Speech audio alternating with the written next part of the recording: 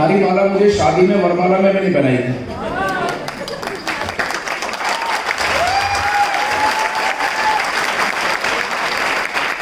Sir ये माला दे दोगे घर ले जाने के लिए? है करण जी?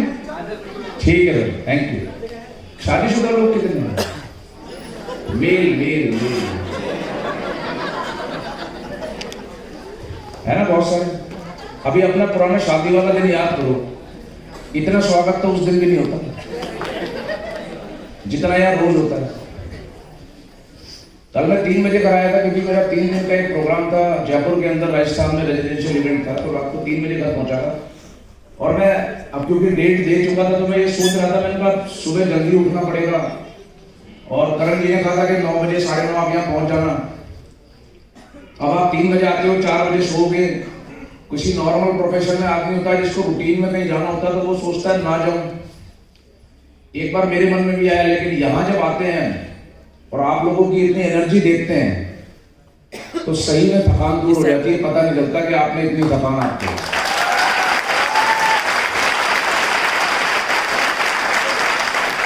और सच में आज के समय में पैसा इतना मोटिवेट नहीं करता जितना आप लोगों का ये जो प्यार है ये मोटिवेट करता है।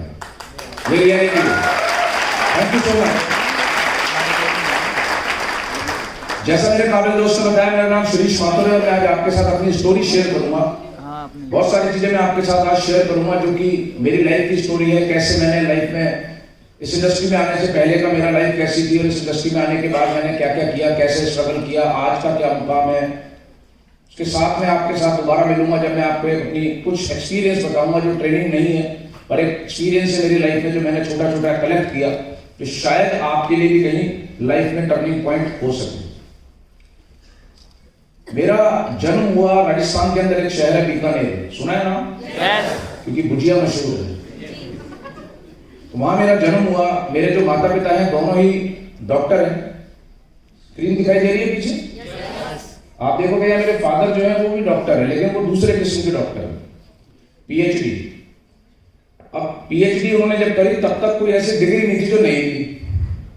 एक आदमी एक बार एमए करने में बड़ा मुश्किल होती, 2 बार एमए कर लिया। अब आप देखो double MA, MEd, BEd, PhD, ये जितनी डिग्रीज उन्होंने ली, इतनी पढ़ाई उन्होंने करी, तो जाहिर सी बात है जिस घर में किसी ने इतनी पढ़ाई करी होगी वो अपने बच्चों को पढ़ाना चाहेगा या नहीं पढ़ाना चाहेगा? पढ़ाना चाहेगा। मेरी मदर जो है वो डॉक्टर है, एमबीबीएस सर्जन है, एमएस है। तो घर में शुरू से ये माहौल था कि आपको पढ़ाई ही करनी है। जो मेरे बड़े भाई हैं वो मेरे से 4 साल बड़े हैं, तो बचपन से ही हमें ऐसे पाला जा रहा था कि भाई आपको बड़े होने के बाद या तो डॉक्टर बनना है या इंजीनियर बनना है, और उस समय कोई और प्रोफाइल होती नहीं। जो मेरे बड़े भाई हैं उनका थोड़ा पढ़ाई में रुझान कम था, पर क्योंकि बार बार उनको ये बोला जाता था कि नहीं डॉक्टर बनना है, डॉक्टर बनना है, तो शुरू में बच्चा जो छोटा होता है वो इतनी अपनी बात रखता नहीं है। जो पेरेंट्स बोलते हैं वही बात फॉलो करते हैं। तो मैं भी धीरे धीरे बड़ा हो रहा था, लेकिन मेरा पढ़ाई के साथ साथ में, पढ़ाई में थोड़ा ठीक था, अच्छा था, तो पढ़ाई के साथ में मेरा रुझान था स्पोर्ट्स में, खेलों में। मुझे खेलों का शौक था। मेरे फादर मुझे रोकते नहीं थे कि खेलो मत, वो कहते थे खेलो लेकिन ध्यान देना है पढ़ाई पे, क्योंकि वो कहते थे कि खेलों में कोई कैरियर नहीं है। और ये बात सही भी थी, उस समय पर स्पोर्ट्स में कोई कैरियर नहीं था। तो मैंने स्कूल टाइम में खेलना शुरू किया। क्रिकेट में डिस्ट्रिक्ट लेवल तक खेला, उसके बाद बैडमिंटन खेला स्टेट लेवल तक, टेबल टेनिस खेला मैंने स्टेट लेवल तक। जो मेरे कोच थे वो मुझे बोलते थे कि तुम थोड़ा सा और मेहनत करोगे तो नेशनल खेल सकते हो। पर क्योंकि मैं छोटा था, 10th 11th की बात थी ये, तो आप डिसीजन खुद नहीं ले सकते।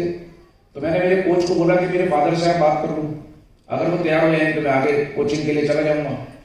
तो मेरे कोच जो है वो मेरे घर आए, बात करी मेरे फादर से, तो मेरे फादर ने मना कर दिया। बोले नहीं, जितना इसने खेल लिया ये बहुत है, और अगर ये इससे ज्यादा भी खेल लेगा तो क्या तीर मार लेगा। तो ज्यादा बात मैं कर नहीं सकता था उस समय।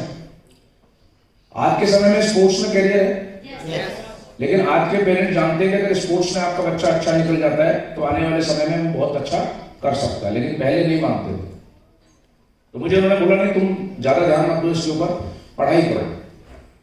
पढ़ाई में साथ साथ कर ही रहा था। उस समय पर 11th में सब्जेक्ट लेते थे, तो मैंने साइंस बायोलॉजी लिया सब्जेक्ट, क्योंकि मुझे डॉक्टर बनना था। उन्होंने मुझे शुरू से मेरी प्रोग्रामिंग करी थी, डॉक्टर बनना है, मेडिकल लाइन में जाना। अब क्योंकि वो दोनों ही जॉब में थे, तो जॉब में उनकी ट्रांसफर होता रहता था।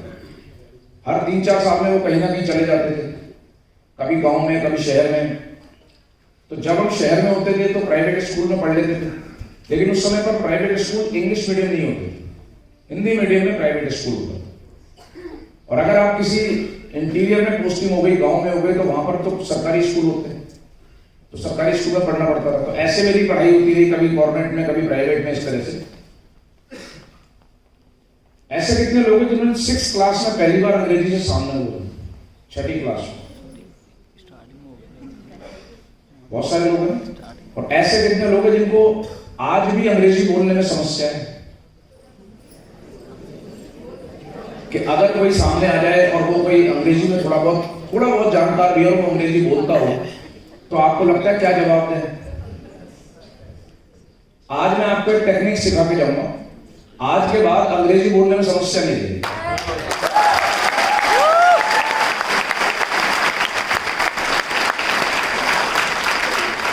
ऐसे कितने लोग हैं जिनके आज गेस्ट बुलाने पे भी नहीं आए और फोन भी नहीं उठा रहे, है ना? कितना अच्छा हो गया अगले महीने जब आपका ये इवेंट हो, आपसे 15 मिनट पहले आपका गेस्ट यहाँ खड़ा हो।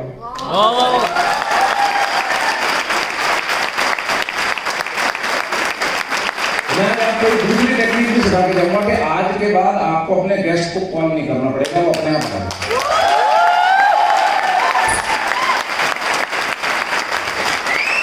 मैं टेक्निक क्यों बोल रहा हूं, क्योंकि मैं साइंस स्टूडेंट हूं और मैंने साइंस ही पढ़ी है, तो साइंस में सारा काम लॉजिक पे है। तो मैं आपको लॉजिक बता दूंगा, टेक्निक सिखा दूंगा। अभी माइक पे बोल रहा हूँ, 500 लोग सुन रहे हैं ना, तो अगर अभी पॉइंटर यूज करूंगा, लैपटॉप यूज करूंगा, टेक्निक है ना। ऐसे ही नेटवर्क मार्केटिंग में टेक्निक है, वो मैं सिखा दूंगा। आज के बाद कभी बाहर नहीं कराऊंगा।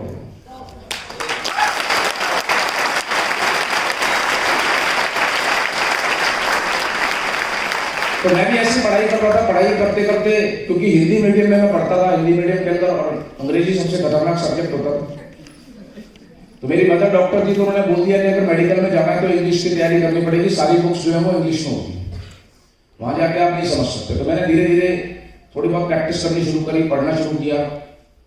मेडिकल का जो एग्जाम होता है राजस्थान के अंदर, वो यहाँ का मुझे नहीं आइडिया है, लेकिन वहां पर जो एग्जाम होता है वो ऑब्जेक्टिव क्वेश्चन होते हैं, उसके अंदर 4 ऑप्शंस आते हैं। तो आप सब्जेक्ट जब दोगे तो उसमें ऑब्जेक्टिव में आंसर देना है। सही आंसर दोगे तो नंबर मिलेगा, गलत दोगे तो सही में से 1 नंबर कट जाएगा। और 650 सीट एग्जाम के अंदर होती थी, 2 लाख लोग अपीयर होते थे, यानी जो 2 लाख बच्चे एग्जाम में जाते थे, उसमें से सिर्फ 650 लोग सेलेक्ट होंगे। अब आप सोचो कितना मुश्किल है, लेकिन फिर भी माँ बाप हिम्मत नहीं हारते थे। कोचिंग सेंटर होते नहीं थे उस समय पर कि आपको कोचिंग में डालना है, सेल्फ स्टडी करनी पड़ती थी, खुद पढ़ाई करनी। तो मैं दिन में लगभग 15 से 18 घंटे पढ़ाई करता हूँ। अब आप सोचो अगर मैं 15-18 घंटे पढ़ रहा हूँ तो मेरा सोशल सर्किल ना के बराबर होता है, और जितने भी लोग मेरे सर्किल में थे वो सारे मेरे जैसे थे, जो पढ़ते रहते थे। तो मेरा कोई सर्किल नहीं था, मेरा सर्किल सिर्फ यही था। बचपन से मैं बहुत शाई नेचर का था, मैं बहुत ज्यादा बातचीत नहीं करता था। अगर मेरे घर पे कोई आ जाता था तो मैं ये सोचता था कि अगर इसने मेरे से कुछ पूछ लिया तो मैं जवाब क्या दूंगा। कई बार लोगों को लगता है ना कि इस बिजनेस के अंदर वो लोग कामयाब है जो बोलते बहुत ज्यादा है, ऐसा नहीं है। इसकी भी टेक्निक है जो मैं आपको बताऊंगा कि इस बिजनेस में आप कैसे कामयाब हो सकते हैं। उसके लिए आपको बोलना ज्यादा जरूरी नहीं। तो मेरा सर्किल बिल्कुल ना के बराबर था। और जब मैं पढ़ाई करने लगा, मेरे जो ब्रदर थे वो 4 साल बड़े थे, मुझे लगा ये थोड़ा सा मेरा स्पोर्ट्स में रुझान था। तो मैंने कहा अगर ये डॉक्टर बन जाए, थोड़ा मेरे माँ बाप का ध्यान मेरे पे से हट जाएगा, तो वो मुझे बोल देंगे तू स्पोर्ट्स में चला जा। पर वो मेरे भाई ने जो बड़ा हुआ, जब तक बोलता नहीं था, जब तक जीतता, जब बड़ा हुआ, उसने कहा मेरे से कोई उम्मीद मत रखना, मैं मेडिकल में नहीं जाऊंगा, मेरे नंबर वैसे ही कम आते हैं। तो मेरे फादर ने पूछा क्या करेगा, तो उसने कहा मैं होटल मैनेजमेंट करूंगा। तो वो होटल मैनेजमेंट का उसने एग्जाम दिया और बाई चांस सिलेक्शन हो गया, तो वो होटल मैनेजमेंट पढ़ने चला गया। अब जब वो निकल गया घर से तो मैं अकेला रह गया। तो मेरे जो पेरेंट्स थे उनका पूरा का पूरा जो फोकस था वो मेरे पे आ गया। बोले भैया वो तो चला गया, तुझे डॉक्टर बनना है, तुझे बना के छोड़ेंगे। पर मेरा इंटरेस्ट भी था पढ़ाई में, तो मैंने कहा ठीक है कोई बात नहीं, बनूंगा तो अच्छी बात है। तो मैं पढ़ने लगा, लेकिन पहले साल मैंने एग्जाम दिया, पूरे साल पढ़ाई की, मेरे लगभग 35 नंबर कम रहे सिलेक्शन में, जो लास्ट कट ऑफ मार्क्स आता। तो मेरे फादर ने, मेरे मदर ने, क्योंकि मदर डॉक्टर है, उन्होंने फिर मोटिवेट किया कि और पढ़ाई करो 1 साल। तो मैंने 1 साल फिर पूरा साल पढ़ाई की। तो दूसरे साल में पढ़ाई की, मेरे 18 नंबर कम रहे। तो बोले नजदीक आ गए। तीसरे साल मैंने फिर पढ़ाई की, तो मेरा वेटनरी में सिलेक्शन हुआ। वेटनरी एक ब्रांच होती है जिसमें जानवरों को पशु चिकित्सक अगर आपने सुना। तो मैं बड़ा मोटिवेटेड था, मुझे इंसानों का डॉक्टर बनना है। सिलेक्शन हुआ जानवरों के डॉक्टर में। तो मैंने कहा थोड़ा सा और छोड़ देता हूँ, इंसानों तक आ जाऊंगा। तो मैंने वो ब्रांच छोड़ दी। तो मेरे फादर जो थे बड़े नाराज हुए इस बात से, बोले कि भाई तू डॉक्टर तो बन जाता, कम से कम वहां चला जाता, वहां जाके पढ़ाई कर लेता।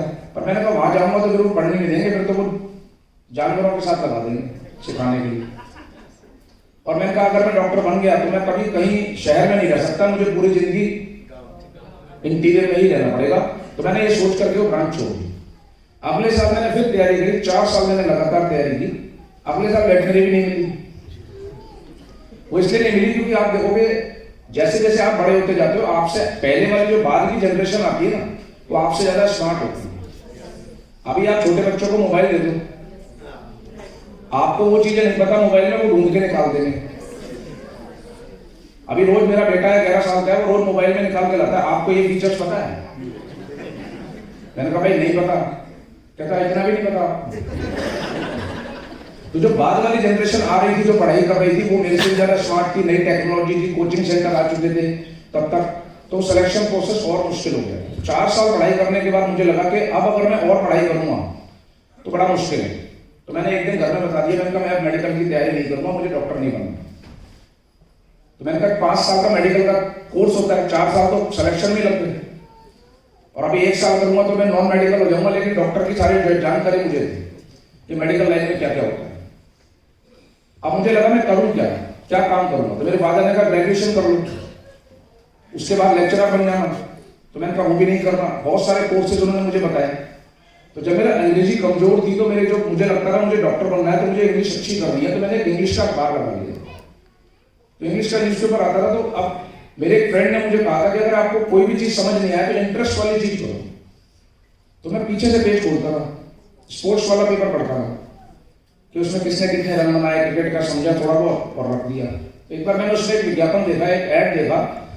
वो ऐड आया हुआ था कोर्स का कि दिल्ली में एक कोर्स है साउथ एक्स के अंदर, और बहुत उन्होंने उसके बारे में बहुत बड़ा विज्ञापन था। मुझे ज्यादा जानकारी नहीं थी। वो कोर्स था फैशन डिजाइनिंग का।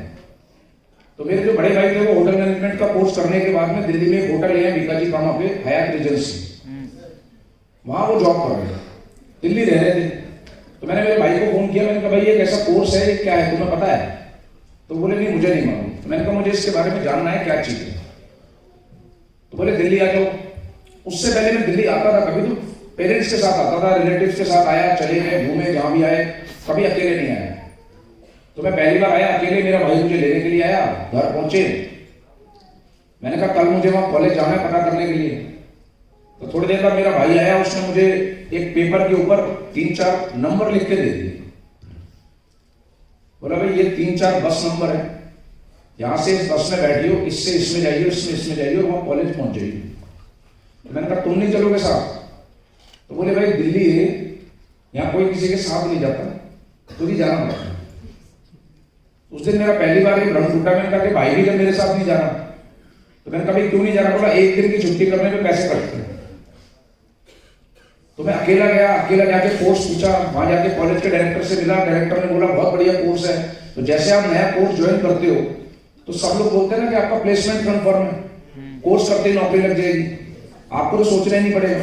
तो उन्होंने मुझे इतना सारा बताया। ये देखो पहली बार मुझे पता चला कि कोर्स है क्या। मॉडल, आप फैशन डिजाइनिंग करोगे, आप फैशन शोज करोगे, बड़े बड़े मॉडल्स को आप ड्रेसेस डिजाइन करोगे, इतना सारा मुझे उन्होंने बताया। मुझे लगा अब मुझे सही चीज मिल गई। तो मैंने पूछा कोर्स का खर्चा कितना है? तो उन्होंने कहा 2 साल का 2 लाख रुपए। ये बात मैं आपको बता रहा हूँ 97 की। अब 97 में 2 लाख रुपए बहुत बड़ा अमाउंट था। मैं खुद तो कर नहीं सकता था, मेरे ब्रदर की जॉब नहीं लगी थी। मैं घर गया वापस, मैंने मेरे फादर को बोला, मैंने कहा मैंने डिसाइड कर लिया मुझे क्या करना है। तो बोले अच्छा बता क्या करना है। तो मैंने उनको जो मैं समझ के आया था वो कच्चा पक्का थोड़ा बहुत समझाया। मैंने कहा जी ऐसे है, ये ड्रेस डिजाइन होगी, डिजाइनर बनूंगा, नाम हो जाएगा मेरा। मैं बहुत एक्साइटेड था। 10 मिनट मेरे फादर सुनते रहे, क्योंकि लास्ट जब रिटायरमेंट तक वो आ चुके थे तो उनकी पोस्टिंग राजस्थान में एक शहर है अलवर। आप जब यहाँ से भिवाड़ी से आगे जाओगे तो अलवर एक शहर है, वहाँ पोस्टिंग हो गई थी, वहीं से रिटायर हुए। तो वहीं मेरे पेरेंट्स ने मकान बना लिया था, तो वहीं रह रहे थे। तो जब वो 10 मिनट तक सुनते रहे तो बोले एक बात बता, हमारे शहर के अंदर कपड़े कौन सिलता है? मैंने कहा टेलर। तो बोले तू क्या बनना चाह रहा है? मैंने कहा डिजाइनर। बोले कपड़े कौन सिलता है? मैंने कहा टेलर। बोले तू टेलर ही तो बनेगा। अब मैं मेरे फादर को समझा नहीं पाया कि ये कोर्स क्या है, नए थे, उनको भी नहीं पता था। तो बोले भाई मैं तो इस कोर्स के सहमत नहीं हूं तेरे कराने के लिए कि तू ये दर्जी बन जाएगा। क्योंकि जो पुराने लोग होते हैं वो अपने हिसाब से सोचते हैं, आप जितना मर्जी समझाओ। मेरी मदर को मैंने थोड़ा बहुत समझाया, उन्होंने कहा चल तेरा मन है इसको करने का तो ये कर ले। तो मैं कोर्स करने के लिए दिल्ली आ गया। पहले साल में 3-4 महीने में मुझे समझ में आ गया कि ये जो कह रहे हैं ना नौकरी लगेगी, ये नहीं लगेगी। क्योंकि मेरे सीनियर्स थे, मैंने उनसे पूछा, मैंने कभी तुम्हारा क्या सीन चल रहा है नौकरी का? बोले पता नहीं लगेगी या नहीं लगेगी। तो मुझे लगा, मैंने कहा अब अगर ये 1 साल और मेरा है, 2 साल में यहाँ पर कंप्लीट करूंगा, और अगर जो नौकरी मेरी नहीं लगी जो कह रहा हूँ, तो मेरे फादर जब भी मैं घर जाता था तो वो मेरे से बोलते थे कि भाई नौकरी कब लग रही है, कोर्स करने के बाद क्या चल रहा है। जितने भी लोग नौकरी पेशा होते हैं उनके घर में एक ही माइंडसेट होता है कि आप किसी भी तरह नौकरी पकड़ लो, सैलरी नहीं पूछते, कहते हैं नौकरी ले। जो भी लोग बिजनेस क्लास होते हैं वो क्या करते हैं, बोले नौकरी बेकार है, बिजनेस करो। तो हर एक फैमिली का एक माइंडसेट है और वो वही बताते हैं। तो मेरे फादर को इससे मतलब नहीं था, बोले तेरी नौकरी लग जाएगी। मैंने जब पैसे दिए तो मैंने कहा नौकरी लग जाएगी, ये शॉर्ट। अब पहले साल में मुझे समझ में आ गया नौकरी का कोई सीन है नहीं। अब जब भी मैं छुट्टियों में घर जाता वो कहते थे कोर्स के बाद नौकरी तेरी पक्की है। तो मैं कभी आधे मन से बोलता, मैंने कहा हाँ जी पक्की है। अब 1 साल गुजरने लगा, पहला साल कंप्लीट हुआ तो मुझे लगा पता नहीं नौकरी लगेगी नहीं लगेगी कैसे, पर कोर्स तो कंप्लीट करना है। तो कोर्स कंप्लीट करने के दौरान ही जब मैं पढ़ाई कर रहा था तो पहली बार ऐसा हुआ था, क्योंकि जो लोग 6th क्लास के हाथ खड़ा किए थे, जिन लोगों ने 6ठी क्लास वाले, ये सारे वो लोग हैं जो कभी लड़के लड़की एक साथ नहीं पढ़े होंगे, है ना। तो जो गवर्नमेंट स्कूल होते हैं उसके अंदर क्या होता है, लड़कों के स्कूल अलग, लड़कियों के अलग, और लड़कों के टाइमिंग भी अलग। 7 से 12 का स्कूल लड़कों का है, 12 से 5 का लड़कों का है, 7 से 12 लड़कियों का है, ऐसे स्कूल होते थे। तो पहली बार जब मैं 10th के बाद 11th में गया था तो पहली बार ये पता चला था कि भाई 11th सब्जेक्ट कैसा है। तो सब लड़कियां नहीं लेती साइंस, लेकिन जो लेती हैं वो अलग स्कूल नहीं है, अब स्कूल है कॉमन। मैं उस समय की बात बता रहा हूँ, आज की नहीं। तो हम बड़े खुश हुए, मैंने कहा चलो लड़कियां कम से कम हमारी क्लास में तो पढ़ेंगी। पर जब क्लास में गए 11th क्लास में पहली बार तो पता चला लड़कियां सारी ऐसे ही आगे के सोफे खाली हैं, जैसे इन्होंने कहा यहाँ बैठना अलाउड नहीं है। तो पहले दिन हमें समझा दिया गया कि पहली सीट पे मत बैठना। हमने कहा पता नहीं यहाँ कौन बैठेगा। तो पता चला एक लाइन में 15-20 लड़कियां आई और ये सारी कुर्सियां दी गई। अब यही रूटीन चलता रहता था। जब क्लास खत्म होती थी तो टीचर कहता था, बोला क्लास खत्म, स्कूल खत्म, अब तुम घर जाओ। हम खड़े होते, बोले बैठ जाओ। इनको सबको बाहर भेज देते थे, 15 मिनट हमें बिठा के रखते थे, बोले अब तुम जाओ। अब जब तक हम जाते थे तब तक तो सन्नाटा।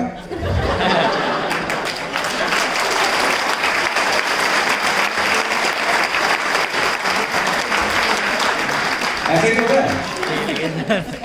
तो पहली बार जब मैं यहाँ दिल्ली आया तो बड़े शहर में आया, अकेला जब पढ़ रहा था, कॉलेज में आया तो मुझे पहली बार ये पता चला। अच्छा, जिस दिन डायरेक्टर ने बोला तो मेरे माइंड में ये सवाल था, मैंने कहा बताओ ये लड़के लड़के पढ़ते हैं लड़कियां ही पढ़ती हैं?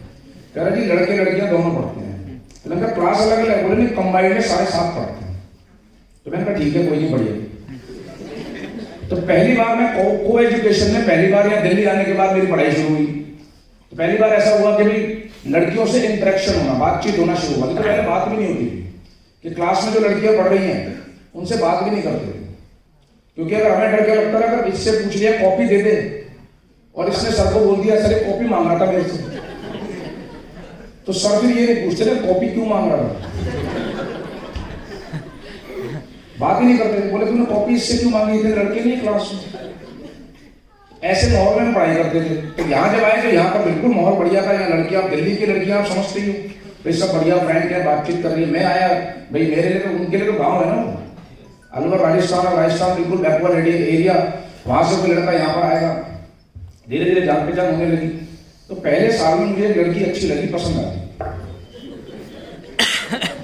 तो मुझे लगा मैंने कहा कोर्स फटाफट कंप्लीट करेंगे, उसके बाद में जो है मेरी बातचीत भी होने लगी, इंटरेक्शन भी होने लगा। तो मेरे को लगा, मैंने कहा अब ये लड़की अच्छी है, अब थोड़ा सेटल हो जाएंगे, पढ़ाई वढ़ाई तो हो ही जाएगी, उसके बाद में शादी का विचार बनाएंगे। 22-23 साल में भी होना।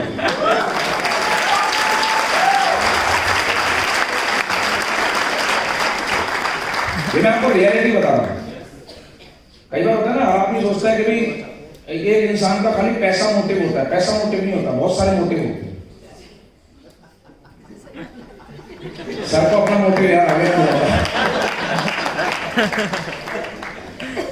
तो मैं छुट्टियों में जैसे घर जाया करता था, तो मेरे फादर हर बार मेरे से पूछ रहे बार बार, भाई नौकरी कर जाओगा? तो मैंने कहा बस, मैं हर बार उनको बोल रहा हूँ नौकरी लग जाएगी, नौकरी लग जाएगी। तो बोले चल नौकरी। अब एक दिन मेरे फादर ने मेरे से पूछा नौकरी लग जाएगी, उसके बाद क्या प्लानिंग है? घर में ऐसी बात होती है। मैंने कहा बस नौकरी लग के शादी। नया डिस्ट्रीब्यूटर तो मोटिवेटेड होता है, उससे कोई जरा पूछ ले तू क्या कर रहा है, तो वो एलओबी तक पहुंच जाता है, पता ही नहीं होता उसको जब कुछ।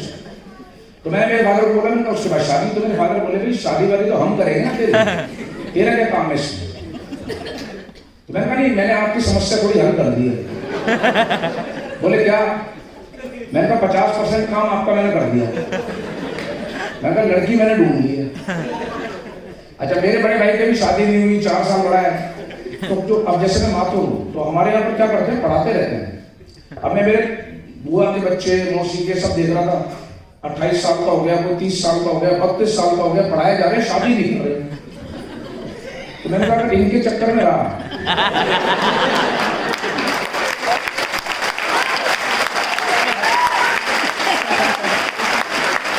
तो ये तो सोचेंगे नहीं,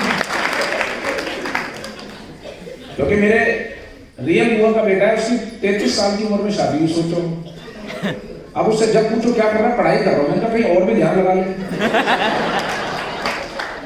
मैं 23 साल का था, मैंने कहा 10 साल अभी और निकालने हैं इसके हिसाब से, और ये ध्यान नहीं देंगे। अच्छा, बातें कैसे करते थे घर में?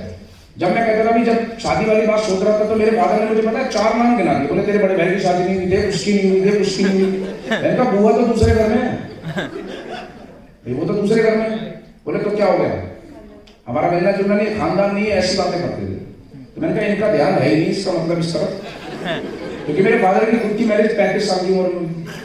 भाई इतनी पढ़ाई जो आदमी करेगा, वो शादी करेगा, ध्यान देगा, लगेगा ध्यान।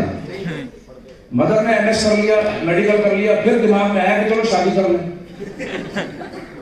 और मेरे को भी किया, मेरी भी गलती नहीं थी, मैंने पढ़ाई कर ली, सब कर लिया, अब लड़की पसंद आ गई तो मैं क्या करूं?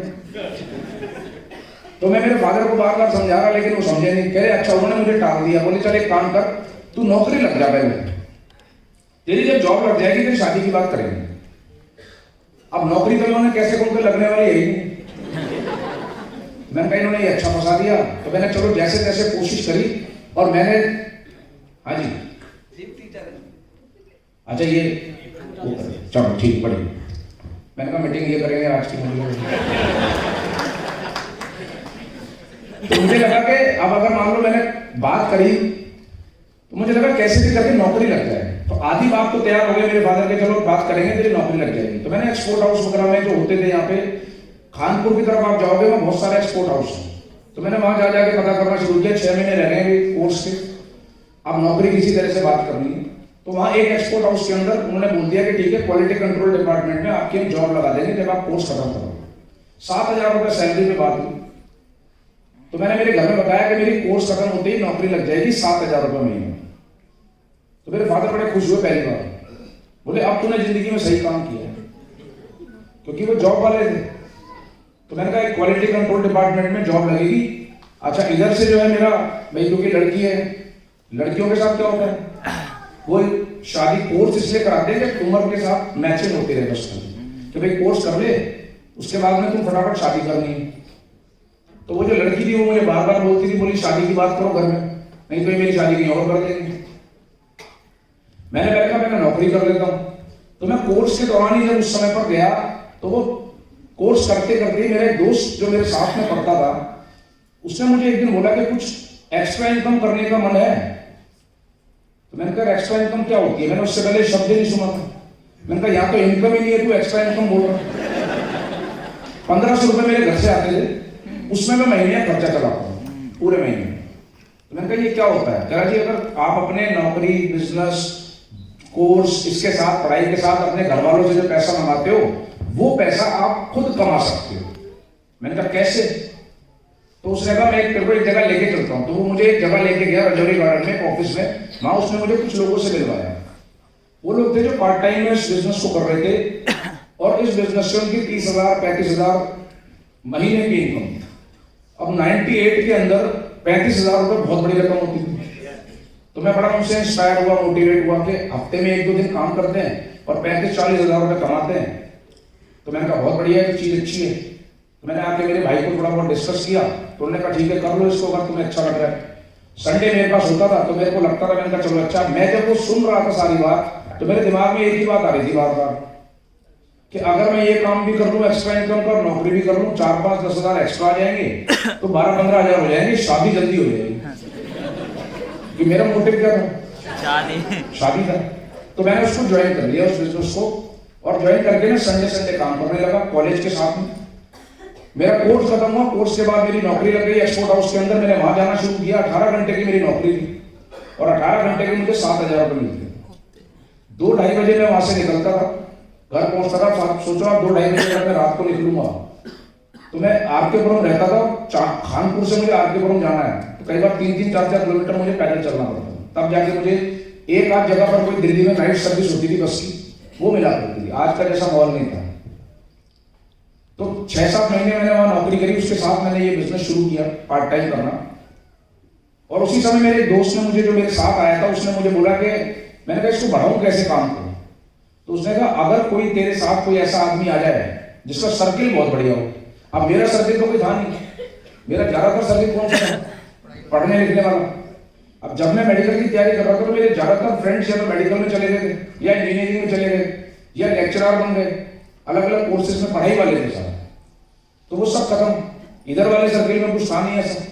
बोले अगर कोई ऐसा आदमी तेरे साथ आ जाए जिसका सर्किल बहुत अच्छा है, तो बहुत बढ़िया काम हो जाएगा।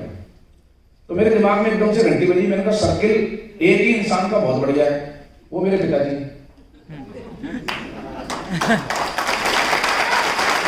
क्यों?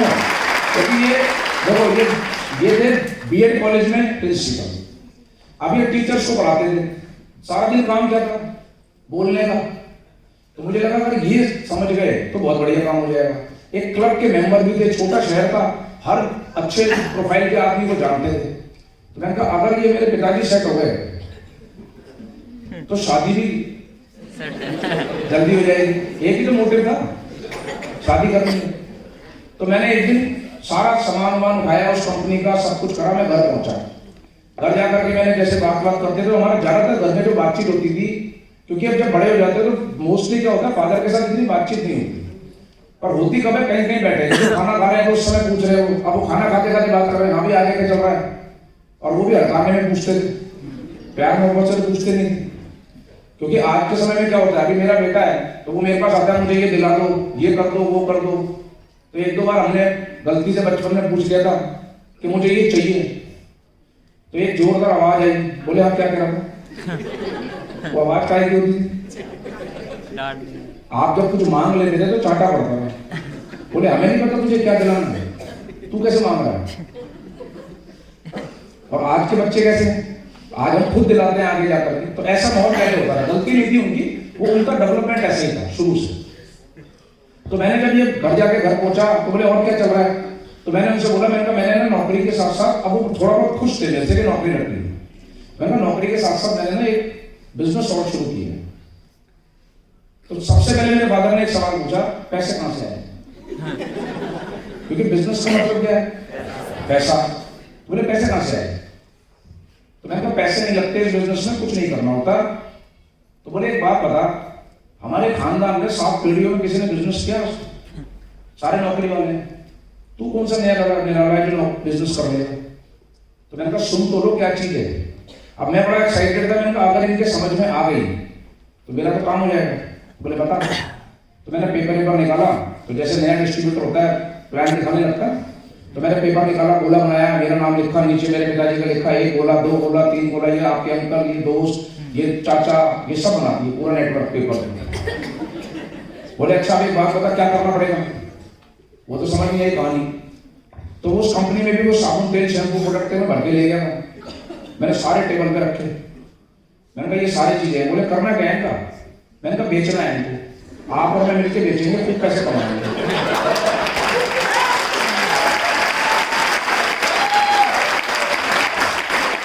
अब 2 बार मेरे पिताजी ने कहते मुझे कौन बेचेगा, मैंने कहा आप और मैं।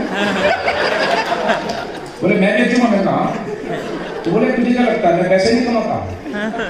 मैंने कहा कमाते हो और ज्यादा कमाएंगे। मैंने बहुत सारे लोगों को देखा कि बोलता गया, नया आदमी सुनता ना है, मैं भी नहीं आता।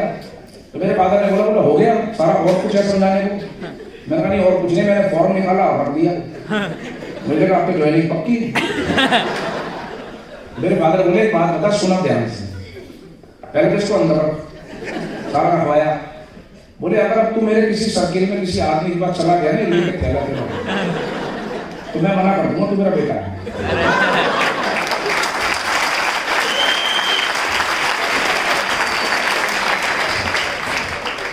मुझे आज तक एक बात समझ नहीं आई, मैं जहां भी ये बात बताता हूँ लोग तालियां क्यों बजाते हैं। मतलब बाप बेटे का संबंध विच्छेद हुआ है, इन्हें खुशी हुई है, वो अखबार में निकालने को तैयार।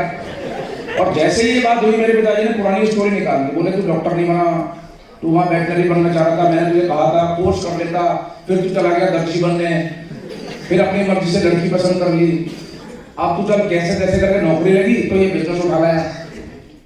तो धीरे धीरे मेरी घर में ऐसी इमेज हो गई थी कि ये किसी काम का नहीं है, कि डॉक्टर नहीं बना ना इसका मतलब ये किसी काम का नहीं, बेकार, क्योंकि दर्द करता रहता है। तो वो उन्होंने मना कर दिया। बोले अब किसी के पास जाइए मत। तो मैं तो निराश हो गया। मैंने कहा ये क्या हुआ। मैं मेरे दोस्त के पास आया, मैंने कहा तूने अच्छा आइडिया दे दिया। वो तो घर में तो वहाँ अखबार में विज्ञप्ति निकलने की बात हो गई थी प्लान दिखाने के चक्कर में। तो उनके जो सीनियर थे उन्होंने मुझे बोला, वो लेडी थी, उन्होंने मुझे कहा कि तुमने गलती ये करी कि तुम हमें नहीं लेके गए, हमें ले जाते, हम तुम्हारे फादर को समझाते, सही तरीके से आप सही नॉलेज से काम करते, रिजल्ट आता। तो मेरे भी समझ में आई। तो मैंने इस काम को सीखना शुरू किया। घर में नहीं बताया मैं क्या कर रहा हूँ, और मैंने दिल्ली में ऐसे सेशन ट्रेनिंग से सीखना शुरू किया जब भी टाइम मिलता था। जॉब भी मेरी साथ में चल रही थी, कोर्स कंप्लीट हो चुका था, और मुझे ज्यादा से ज्यादा जल्दी किस चीज की थी, शादी करनी। अब बार बार वो जो लड़की थी वो भी एक जगह नौकरी कर रही थी, तो वो भी कहती थी, बोली घर में बात करनी है शादी के लिए। तो मैंने काम करना जब शुरू किया धीरे धीरे, तो वो मेरा बिजनेस ठीक ठाक चलने लगा। क्योंकि जब आप नॉलेज लेके कोई भी काम करते हो तो रिजल्ट जरूर आएगा, देर से आता है पर आता जरूर आएगा। तो सीखते सीखते मुझे समझ में आने लगा ये कॉन्सेप्ट है क्या। तो मैंने काम करना शुरू किया। तो लगभग 8-9 महीने साल भर तक मैंने काम किया, और उस कंपनी से मेरा एक फॉरेन ट्रिप अनाउंस हुआ। वहां पर टारगेट बेस्ड फॉरेन ट्रिप होता था, यहाँ की तरह नहीं था कि ट्रैवल फंड आपका जुड़ रहा है, टारगेट होता था, टारगेट करना बड़ा मुश्किल होता था। तो मैंने उसको पूरे स्टेट में मैं अकेला आदमी था जिसने वो क्वालिफाई किया। तो मेरे पास एक लेटर आया कि आपको 7 दिन के लिए थाईलैंड का ट्रिप है, वहां जाना है। आप तो थाईलैंड ऐसा है कि रात को मूड बनाया, सुबह फ्लाइट में बैठ गए, पहले नहीं था ऐसा। ये सन 2000 की बात है, तो 19-20 साल पहले ऐसा नहीं था। तो मेरे पास लेटर आया कि 7 दिन की कॉन्फ्रेंस है, आपको वहां जाना है। तो मैं वो लेटर लेकर के सबसे पहले गया मेरे फादर के पास। मैंने कहा ये पढ़ के बताओ कुछ क्या है, कुछ लेटर आया मेरा। तो मेरे फादर की इंग्लिश भी अच्छी थी, तो उन्होंने पढ़ा। बोले तो कोई कंपनी है जो तुम्हें कॉन्फ्रेंस के लिए भेज देगी बाहर। मैंने कहा हाँ जी 7 दिन। बोले 7 दिन के लिए जा रहे हो? उनको लगा ये नौकरी कर रहा है ना वो भेज रहे। तो बोले वो तुम्हें क्यों भेज रहे हैं वहां पे, तुम्हारा वहां क्या काम है? मैंने कहा वो नहीं भेज रहे, ये वो कंपनी वाले भेज रहे जिनके बोले बनाए थे ना, वो भेज रहे हैं। तो बोले तुम अभी भी कर रहे हो? मैंने कहा हाँ मैं कर रहा था। तो बोले वो क्यों भेज रहे? मैंने कहा मैंने उनको इतना बढ़िया काम करके दिया तो उसकी वजह से वो मुझे उस ऑनर में फॉरेन ट्रिप भेज रहे। तो बोले अच्छा कैसे जाते हैं, क्या करना पड़ता है? तब तक मैं थोड़ा समझदार हो चुका था। तो मैंने मेरे फादर को समझाया कि भाई ऐसे ऐसे ये होता है, प्रोडक्ट शेयर करना पड़ता है, ऐसे ऐसे सारी बात। मेरे फादर ने बहुत ध्यान से सुनी पहली बार। वो क्यों सुनी? अब मैं फॉरेन ट्रिप जा रहा हूँ, तो मेरे खानदान में कोई नहीं था जो विदेश गया था, पासपोर्ट भी नहीं बना हुआ था किसी कहीं। तो उन्होंने 3-4 दिन बाद हमारा एक फंक्शन था घर में, तो वहां पर उनके एक फ्रेंड आए थे जो हाई कोर्ट के एडवोकेट है। वो आए, उन्होंने मेरे को मिलवाया। बोले भी इधर उनको बुलाया। बोले बोले ये अभी ना जा रहा है थाईलैंड। अब छोटा शहर है, अगर कोई सुन ले कि बच्चा थाईलैंड जा रहा है, घूमने जा रहा है, तो बहुत बड़ी बात होती थी उस समय। तो अंकल बोले अरे बच्चा बहुत बढ़िया काम किया, तुमने क्या किया है? बोले वो छोड़, पहले इससे बता तू कब फ्री है? तो बोले कल सुबह। बोले 10 बजे आ रहा है तेरे पास, ये काम समझियो क्या है?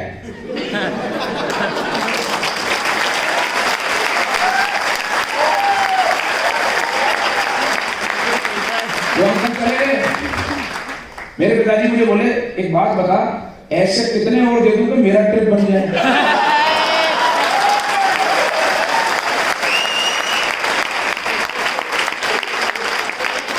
अभी आपके साथ होता है ना? Yes. सबसे ज्यादा कौन मना करता है काम करने को?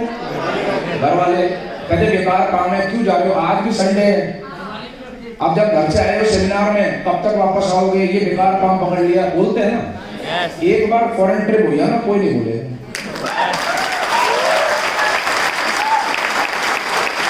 एक बार तो मेरे पिताजी मुझे सबसे मिलवा रहे हैं। उससे पहले क्या करते थे वो, जैसे मैं और मेरा भाई है, अब दोनों एक फंक्शन में गए, उसने होटल मैनेजमेंट किया था 5 स्टार होटल में। उसकी नौकरी क्या है? अब आप 5 स्टार होटल में घुसने से डरते हो ना, वो 5 स्टार होटल में स्टीवर्ड था। अब स्टीवर्ड कौन होता है? जैसे आप यहाँ आए तो यहाँ पर आपको सर्विस कर रहे हैं, वो स्टीवर्ड होते हैं, बस होटल का फर्क है। वो 5 स्टार होटल में उसने कोर्स किया हुआ है। तो मेरे फादर सबसे मिलवाते थे, देखो ये मेरा बेटा होटल मैनेजमेंट किया हुआ है, और मैं वहीं खड़ा हूँ, मिलवाते नहीं थे। अब जैसे ही वो फॉरेन ट्रिप सुना, कह ये मेरा बेटा बैंकॉक जा रहा है। ऐसा परिवर्तन आता है जब आप लगातार काम करें।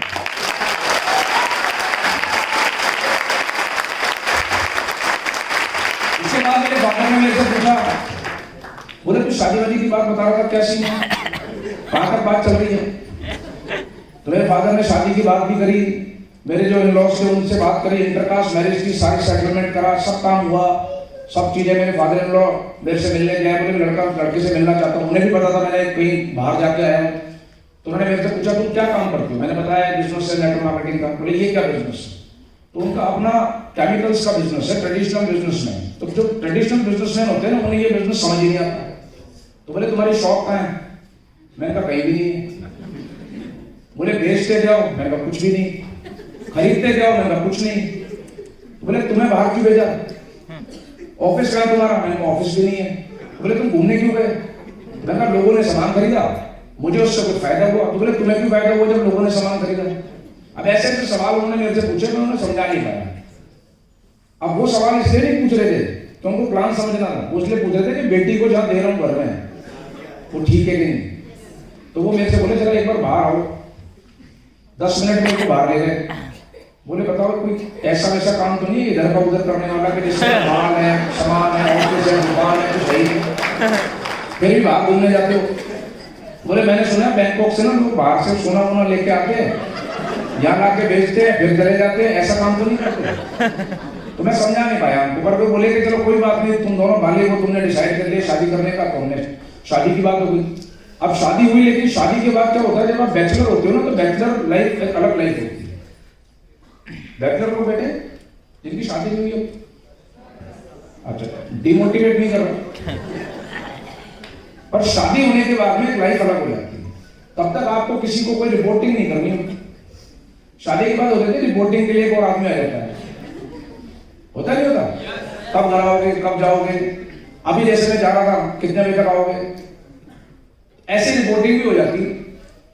तो वो माहौल चेंज हो जाता। मेरी वाइफ जो आई थी वो ट्रेडिशनल बिजनेस वाली फैमिली से आई थी। मेरा जो बिजनेस था ऐसा था 3-4 दिन में कहीं गया नहीं, पर जब जाऊंगा 2 दिन के लिए जाऊंगा, ट्रैवल भी करूंगा, मीटिंग करी, कभी 2 घंटे में आ गया, कभी 7 घंटे में आया, नहीं आया। तो ऐसे उनको शुरू में बिजनेस समझ नहीं आया, कि शुरू का टाइम बड़ा स्ट्रगलिंग रहा उनको बिजनेस समझाने में, ये बिजनेस है क्या। जिस कंपनी में मैं काम कर रहा था, नौकरी मैंने, उसके बाद मुझे लगा कि अभी जॉब से ज्यादा मेरी वहां इनकम होने लगी, तो मैंने जॉब को रिजाइन कर दिया और फुल टाइम वहां काम करना शुरू कर दिया। पर धीरे धीरे मैंने उस कंपनी के अंदर देखा कि वहां पर कुछ चैलेंजेस आने लगे, मैनेजमेंट के इश्यूज। अच्छे चलने वाले प्रोडक्ट जो थे वो मैनेजमेंट बंद कर देती थी अचानक से, नए प्रोडक्ट ले आते थे, तो बहुत सारे चैलेंजेस आते थे, सुनते नहीं थे। बहुत बड़ा उनका अपना एम्पायर था, तो उनको छोटा, ये कंपनी थी उनके लिए 100 कंपनियों में से, तो उनको लगता था ये कंपनी नहीं चली तो फर्क नहीं पड़ेगा। पर मेरा ये बिजनेस था फुल टाइम प्रोफेशन, तो मैंने बहुत बार उनसे बोला कि ये बिजनेस कैसे बढ़ाऊं, इनकम बढ़ानी है। जो लोग आपके साथ बिजनेस में आते हैं, अगर उनकी इनकम नहीं बढ़ेगी तो आप बहुत दिन पैसा नहीं कमा सकते। तो मैं देख रहा था मेरे साथ आए हुए बहुत सारे यंग लोग थे, वो कहीं नहीं कहीं नौकरी में जा रहे थे, कुछ और काम कर रहे थे। तो मुझे लगा बहुत दिन ये सर्वाइवल हो नहीं सकता, तो मुझे कुछ और काम आता नहीं था, क्या करता मैं। तो मुझे मेरे दोस्त ने बोला कि आप पार्टनरशिप में हम दोनों मिलकर के कार लोन की फ्रेंचाइजी ले लेते। तो मैंने कार लोन की फ्रेंचाइजी ले ली, पर्सनल लोन की फ्रेंचाइजी ले ली। मैं लोन का काम करने लगा, थोड़ी देर बहुत सही चला, पर धीरे धीरे मुझे समझ में आया कि हिंदुस्तान में लोन कभी उस आदमी को नहीं मिलता जिसको पैसा चाहिए, हमेशा लोन उसे मिलता है जिसको पैसा नहीं चाहिए, क्योंकि वो इतनी सारी फॉर्मेलिटी बताते थे जिसको पैसा चाहिए होता था और उसका लोन रिजेक्ट कर देते थे, क्या इसको नहीं देंगे पैसा। और ऐसे ऐसे लोगों को मेरे सामने कॉल करते थे जिनके अकाउंट में 1 करोड़ रुपए पड़े, कह रहे थे हमसे लोन ले लो, हम आपको लोएस्ट रेट पे लोन दे देंगे। तो मुझे लगा जब ये पैसा जो है ये दे रहे हैं ऐसे आदमी को जिसे जरूरत नहीं है, तो मेरी पे को क्या जरूरत पड़ी। 1-1.5 साल मैंने काम किया, मुझे लगा बहुत सर्वाइवल नहीं है यहाँ पे, तो मैं सोचने लगा मैं क्या करूँ। स्ट्रगल बहुत था, स्ट्रगल इसलिए नहीं था कि फैमिली सेटल नहीं थी, फैमिली बहुत अच्छी थी, और जब आपकी फैमिली बहुत अच्छी होती है तो भी एक स्ट्रगल होता है कि आप छोटे काम नहीं कर सकते। जब भी मैं कोई छोटा काम करने की सोचता था तो कोई भी जानकार घर पे आ जाता था, बोले क्या हो गया, पैसे की दिक्कत है, ये बच्चा ये काम करने की सोच रहा है। तो ऐसे स्ट्रगल भी बहुत होते हैं। और जब आप अकेले होते हो, बैचलर होते हो, तो आपके पेरेंट्स से भी आप पैसा मांग सकते हो, और जब आप शादी हो जाती है तो उसके बाद आपके लिए भी एक साथ में पार्टनर है, तो कहते हैं घर से पैसा नहीं लेंगे। तो मुझे जो मेरी इनकम थी उसी से मैं खर्चा चलाता था अपना। धीरे धीरे इनकम कम होने लगी तो मेरी वाइफ ने बोला कि क्यों ना मिलकर बुटीक खोल लेते। दोनों ने सेम कोर्स किया था, तो हमने एक अपना बुटीक खोल लिया घर में। बाहर किराया भी अफोर्ड नहीं कर सकते थे, तो हमने घर में खोल लिया। गैरेज पोर्शन में हमने बुटीक खोला, आसपास की कॉलोनी से हमने काम टाइप शुरू किया और हमारा बुटीक अच्छा चलने लगा। पर जब वो बुटीक अच्छा चल रहा था तो मैंने देखा कि बुटीक के अंदर एक चैलेंज आता है, जितने भी फेस्टिवल होते हैं वो हम कभी एंजॉय नहीं कर सकते। जैसे आप देखो करवा चौथ आता है, अब हर फीमेल नए कपड़े पहनती है, पर वो जो बुटीक चला रही है उसको भी तो करवा चौथ मनानी, वो फ्री होती नहीं थी। दिवाली आ गई, कुछ और फेस्टिवल आ गया, शादियां आ गई, तो वो नहीं जा सकते, हर शादी में लेट जाते थे, क्योंकि हमें सारा काम करके देना। कारीगर के भरोसे आपको बैठना पड़ेगा, अगर कारीगर छुट्टी मारेगा तो आपको करना पड़ेगा। तो मैं कई बार डिलीवरी करता था सामान की, सबको देना है। फिर एक चैलेंज और आता था कि जैसे फीमेल्स के साथ क्या होता है, हर फीमेल आके बोलती है ऐसा डिजाइन बताना जो किसी और के पास नहीं है। अब ये संभव कैसे है, पर उनको मैनेज करना पड़ता था। अब फीमेल्स की एक अच्छी नेचर और भी होती है, मैं इसलिए बोलता हूं कि जो फीमेल्स अभी में बैठी हैं, अगर ये डायरेक्ट सेलिंग समझ जाए, इससे बढ़िया कोई कर नहीं सकता। मैं लॉजिक बताता हूं, बहुत कम मेल ऐसे मिलेंगे जो अनजान लोगों से बात करेंगे। जैसे मान लीजिए मैं सबको नहीं जानता, तो मैं अगर इनके साथ खड़ा भी हूं ना तो मैं बहुत ज्यादा बातचीत नहीं करूंगा। आप 15 मिनट के लिए तो और तो कुछ हो जाओ अनजान, और आप 15 मिनट बाद हॉल में आओ तो ऐसा लगेगा बचपन की सहेली में। होता है नहीं होता, ये बाय डिफॉल्ट है ना। तो मेरी वाइफ का नेचर, अब क्योंकि बात ही तो करनी है, वो करती रहती थी, रिलेशन बन गया। अब रिलेशन का भी एक नुकसान होता था। एक दिन मैंने रजिस्टर में बोला, मैंने कहा भी कुछ क्रेडिट चल रहा है, तो देखा 1.25 लाख रुपए का क्रेडिट है। मैंने कहा इतना क्रेडिट क्यों है? बोले ये आंटी आती है 5,000 रुपए का करवा के ले जाती है, 2,000 रुपए ले जाती है, बोले 3,000 खाते में लिख लो। मैंने कहा 3,000 तो बात है, बोले जब अगला ऑर्डर लाती है, अगला लाती है तो 3 दे जाती है, 5,000 का फिर काम करा के ले जाती है। तो मैंने कहा तुम इनसे पैसे मांग लो पूरे, तो बोले अगली बार आएंगी। ट्रेडिशनल बिजनेस तो ऐसे चलता है, अगर आपने पूरे पैसे मांग लिए तो वो कस्टमर पता क्या कहता है, बोले भाई दूसरी दुकान पे चला जाऊंगा। तो मैंने कहा इसका मतलब 1.25 लाख हमारे रोटेशन में खेल रहे हैं, हमारा पैसा घूम रहा है। तो मुझे लगा ये इनकम नहीं आएगी ज्यादा, तो मैंने कहा बुटीक आप चलाओ, मैं कुछ और देखता हूँ। इंश्योरेंस के अंदर मेरा एक दोस्त था, उसने मेरी नौकरी इंश्योरेंस में लगा। जो डायरेक्ट सेलिंग में कर रहा था वो मैं पार्ट टाइम कर चुका था, छोड़ चुका था ऑलमोस्ट, क्योंकि मुझे लग रहा था कि इसमें बहुत कैरियर नहीं है। तो मैंने उस कंपनी के अंदर बहुत कम काम करना शुरू कर दिया, इनकम बहुत ज्यादा नहीं आ रही थी। तो मैंने इंश्योरेंस में सीनियर मैनेजर के रूप में ज्वाइन कर लिया एक प्राइवेट कंपनी को, बजाज एलियांज को। काम मुझे नहीं पता था इंश्योरेंस का क्या है, वहां उन्होंने सिखाया। सीखने के बाद मेरा सैलरी ठीक ठाक हुई। पहली बार ऐसा हुआ कि सैलरी ठीक थी, अच्छी थी, कंपनी अच्छी थी, तो घर में थोड़ा पैसा आने लगा। 1.5 साल मैंने काम किया अच्छे ढंग से, तो मुझे लगने लगा कि इंश्योरेंस भी इंडिया के अंदर ऐसे नहीं बिकता जैसे बिकना चाहिए। लोग ज्यादातर कैसे पैसा देते हैं कि हम तो आपको जानते हैं, हम 5 साल बाद आपसे बात करेंगे, हमारा पैसा कितना है। तो तो लोग सिक्योरिटी के हिसाब से पैसा नहीं देते, लोग इन्वेस्टमेंट के हिसाब से पैसा देते हैं। 5 साल में डबल हो जाएगा, 3 साल में डबल कर देंगे, शेयर में पैसा लगा है, देखो कितना शेयर मार्केट चल रहा है, तो इंश्योरेंस की वैल्यू साइड हो जाएगी। तो मुझे लगा अगर ये पैसा मैं इनका लगवा दूंगा तो ये लायबिलिटी मेरे पर आएगी। तो मैं कुछ और सोच रहा था कि कुछ और क्या करूं, लेकिन कोई रास्ता नहीं था। उस समय जॉब ऐसी थी कि उसको फुर्सत नहीं मिलती है। इस पूरे पिछले 5-6 साल के दौरान क्योंकि स्ट्रगलिंग बहुत था, पैसे की भी बहुत दिक्कत होती थी, प्रेशर बहुत होता था, तो मुझे एक बीमारी हो गई। उस समय मुझे एस्थमा हो गया सीवियर, और इतना सीवियर एस्थमा मुझे हो चुका था। साइनस हुआ सबसे पहले, उसके बाद एस्थमा हुआ। कोई ऐसा एलोपैथिक ट्रीटमेंट नहीं था जो मैंने ना लिया, कोई भी। मेरी मदर डॉक्टर थी, सारे डॉक्टर सब में थे, तो कभी मैंने पैसे नहीं दिए डॉक्टर को दिखाने के। मुझे नहीं पता कंसल्टेंसी फीस क्या होती है डॉक्टर, तो मैं सबके पास जाता था, वो बताते थे, मैं वो इलाज देता था। तो मेरे एक अंकल थे, डॉक्टर थे, फिजिशियन, उन्होंने बोला कि आप एस्थमा का कोई परमानेंट इलाज नहीं है। तो उन्होंने मुझे एक पंप बताया, बोले ये इन्हेलर होता है, इसको आप इस्तेमाल करोगे लेकिन कम इस्तेमाल करना है, सिर्फ यही आपके लिए काम करेगा। जब भी आपको अटैक आए आप सिर्फ इसको इस्तेमाल करो। तो मैं 7 दिन में एक बार उसको इस्तेमाल करता हूँ, पर धीरे धीरे मुझे उसकी भी एडिक्शन हो गया। मैं दिन में 3 बार इस्तेमाल कर रहा हूँ, एक दिन में 3 बार। नौकरी भी कर रहा हूँ, काम भी हो रहा है, लेकिन बीमारी बढ़ती जा रही है, प्रॉब्लम होती है। अभी विंटर्स बहुत है, सर्दियां, सबसे ज्यादा प्रॉब्लम सर्दियों में होती थी। राजस्थान में मैं रहता था, वहां रेतीला इलाका है, डस्ट से एलर्जी थी, तो आप डस्ट में बाहर नहीं जा सकते। मेरे पास गाड़ी नहीं थी, 2 व्हीलर था, स्कूटर था मेरे पास, तो अगर हेलमेट जरा सा मैंने ऊपर कर लिया और डस्ट अंदर चली गई तो मेरे को अटैक आ जाता था। इतनी मुझे प्रॉब्लम होने लगी।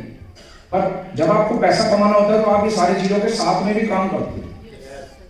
तो मैं काम करने लगा, मुझे लगा यहाँ बहुत ज्यादा स्कोप नहीं है, अलवर में मैं रह रहा था, तो मुझे लगा बाहर निकलना चाहिए। बुटीक के अंदर भी अब इनकम ज्यादा नहीं आ रही है, वही रोटेशन चल रहा है।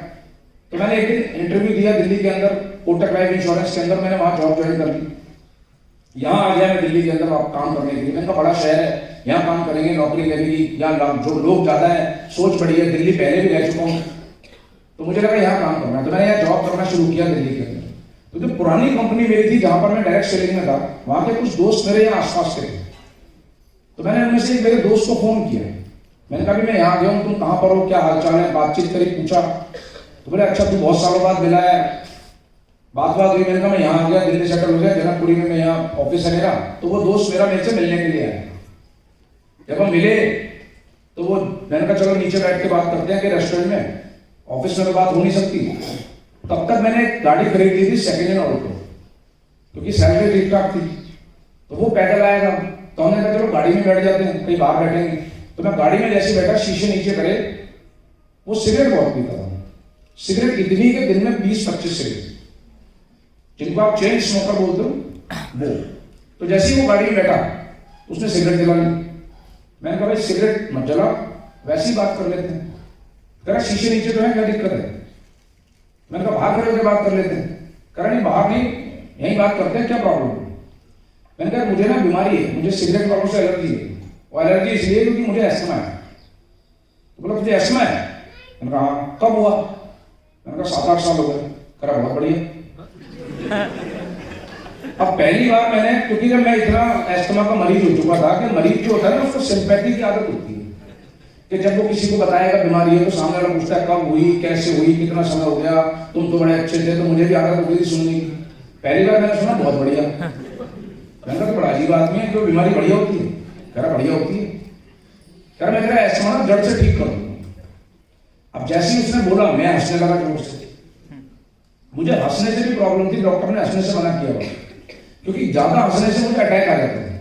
कई बार मैं मूवी देखने जाता था और कोई मूवी में सीन बढ़िया, मैं हंस रहा होता, मेरी वाइफ टोकती थी, वो रहने ज्यादा मतलब घर जाके हमें दिक्कत हो जाएगी। आदमी भूल जाता है ना। तो वो दोस्त की जब बात हुई मैं हंसने लगा। बोला हंस क्यों रहा है। तो मैं हंसा इसलिए था कि वो जो मेरा दोस्त था ना, वो 10th में 2 बार फेल था। एक बार नहीं 2 बार। मैंने 4 साल मेडिकल की तैयारी कर ली, मदर मेरी डॉक्टर, सर्किल में सारे डॉक्टर। वो क्या कह रहे हैं, बोले एस्थमा का इलाज है ये इधर, जिंदगी भर इसको रखना पड़ेगा। मैंने कभी क्या काम पकड़ लिए। अब दिल्ली में मुझे पता था, दिल्ली में कोई ना कोई कुछ भी करता रहता है। तो मैंने कहा डॉक्टर बन गए थोड़ा सा। करण भाई मैं सच करूँ, तेरा एस्थमा में ठीक कर दूँ। मैंने कहा कैसे करेगा। तो उसने एक बुक निकाली, तेरा देख इसमें ये, इसको पढ़ा। मैंने पढ़ा ऐसे ही। मैंने इससे क्या होगा। कह इससे तेरा एस्थमा ठीक हो जाएगा। मैंने कहा होगा कैसे। कह रहा देख बात बता, वो सिगरेट बहुत पीता था, बोला सिगरेट में बहुत पी रहा हूँ कितने सालों से, वो 7वीं क्लास से सिगरेट पी रहा और वो बताता था प्राउड से, बोला 7 से पी रहा हूँ। तो बोला लेकिन मैं सिगरेट पीता हूँ और मैं बहुत खांसता भी था।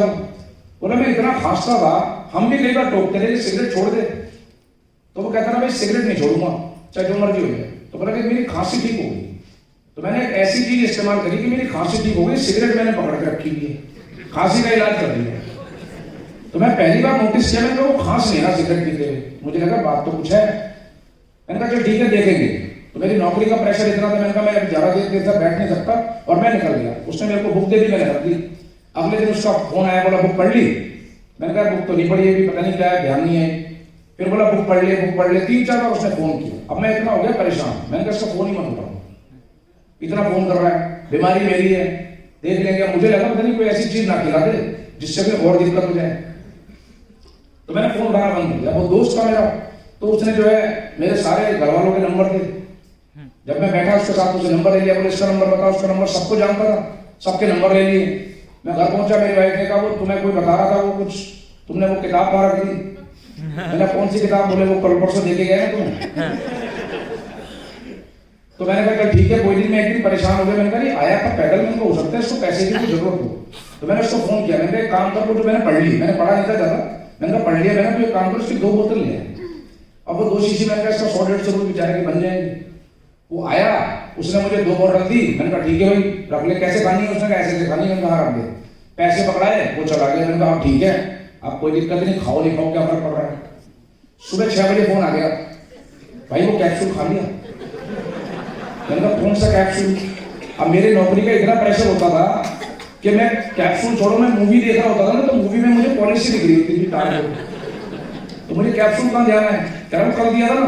मैंने कहा अभी खाऊंगा देखता हूँ। अब वो रोज मुझे फोन करे कैप्सूल खा लिया, कैप्सूल खा लिया। मैंने कहा अच्छी आफत पकड़ ली, इससे बढ़िया तो वो किताब ही रखी थी, पैसे भी लग गए और ये पीछे भी पड़ गया। अब वो इतना पीछे पड़ने लगा, मैंने फोन उठाना उसका बिल्कुल, मैंने कहा उठाना ही नहीं, फोन जो मर्जी हो जाए। मेरा बेटा हुआ उसी दौरान। अब जब आपका बच्चा होता है, घर में कोई नई खुशी आती है तो आप सबको मैसेज करते हो। उस जमाने में व्हाट्सएप नहीं था, तो मैंने मैसेज किया, तो वो मैसेज उसको भी कर दिया। उसका फोन आया, बोला भाई बधाई हो बेटा हो गया, ये वो ऐसे वैसे। 2-4 मिनट बात करी, बोला वो कैप्सूल खा रहा है। फिर मुझे आया गलती से इसका फोन चला गया, उसको भेजते ही ना, कह रहा आप तो खा ले। तो मैं जब अब मुझे लगा, मैंने इतना बात कर रहा है, मैंने एक दिन मेरी मदर से पूछा, मैंने कहा ये कोई कैप्सूल है, ये बार बार पीछे पड़ रहा है क्या ये? अब वो डॉक्टर है, तो उन्होंने बोला कि ये नुकसान नहीं करते, आयुर्वेदिक है, फायदा करेगा नहीं पता, नुकसान नहीं करेगा, खा सकता है। तो मैंने खाना शुरू किया, कभी खाया कभी नहीं खाया। करीबन 1-1.5 महीना मैंने खाया। मेरी वाइफ ने मुझे एक दिन नोटिस कराया कि तुम्हें पहले से थोड़ी प्रॉब्लम कम हो रही है। सर्दियों का सीजन था, तो मैंने भी नोटिस करना शुरू किया कि मुझे अटैक कम पड़ रहा है, कम इनहेलर यूज कर रहा हूँ। मैंने उसको कैप्सूल को भी 1 महीना रेगुलर खाया बिना किसी गैप दी। तो मुझे इतना रिजल्ट आया उससे कि लगातार ऐसा हुआ उस समय के 7 दिन मुझे इनहेलर की आवश्यकता नहीं पड़ी। 7 दिन मुझे इनहेलर की आवश्यकता नहीं पड़ी, तो मैंने उस दोस्त को कॉल किया। मैंने कहा भाई आपके बता क्या चीज है, मुझे और चाहिए। तो मैंने उससे समझा सारी चीज। उसके बाद मैं ज्वाइन किया मैंने यहाँ पे। मैंने कहा मेरे पास अभी टाइम नहीं है, मैं जॉब के साथ पार्ट टाइम में कर सकता हूँ उसको। तो उसने कहा ठीक है। फिर उसने बताया पुरानी कंपनी है, कंपनी किसकी है, मुझे तब तक इतना भी नहीं पता था। उसने बताया जिनकी कंपनी है, जिनकी कंपनी है वाली सर, वो पुरानी कंपनी में वहाँ एम्प्लॉय थे, तो मैं जानता था उनको। तो मेरा एक फेथ और डेवलप हुआ। मैंने कहा अच्छे इंसान है, चलो प्रोडक्ट अच्छा है तो इसका मतलब कंपनी भी अच्छी। तब मुझे पता चला, मैंने कहा भाई सिद्धार्थ जी हैं, तो सिद्धार्थ जी भी हमारे साथ पुरानी कंपनी में थे। मैंने कहा ये भी यहाँ पर है। पर मुझे लगा, मैंने कहा ये जो काम कर रहे हैं ये मैं अभी कर नहीं सकता बहुत ज्यादा, क्योंकि मेरा एक्सपीरियंस पुराना वाला खराब था इसी इंडस्ट्री में। तो मैंने कहा नौकरी के साथ करूंगा, पार्ट टाइम में करूंगा। तो मैं एक बार ऐसे ही ऑफिस गया हुआ था, पुराना ऑफिस हमारा उतला में था, तो मेरे को प्रोडक्ट अच्छा लगा। तो मैंने एक बार जाकर के ऐसे ही वाली तरह से पूछा, मैंने कहा सर ये प्रोडक्ट बहुत बढ़िया है, पर मेरा आपसे एक सवाल है, अगर ये प्रोडक्ट खा के कोई मर गया तो जिम्मेदार कौन है? बात भी चाहिए, साइंस स्टूडेंट था। मैंने कहा अगर किसी ने 10 गोली पैरासीटामोल खा ली तो अस्पताल जाएगा नहीं जाएगा? एक डोज से ज्यादा नहीं खा सकते। तो मुझे भी लगा था दवाई है। तो वाली सर थोड़ा सा हंसे। तो पुराने ऑफिसों के पीछे में प्रोडक्ट रखे रहते थे, छोटा सा ऑफिस था। तो उन्होंने सारे प्रोडक्ट 17-18 सामने रखे, 2-2, 3-3, 4-4 उसमें से निकाले, कैप्सूल प्लेट में रखा, पानी मंगाया, बोले खा ले। अब 35-40 कैप्सूल कह रहे खा ले। मैंने कहा सर मैं सवाल पूछ रहा हूं तो इसका मतलब आप मेरी आवाज ही दबा दोगे?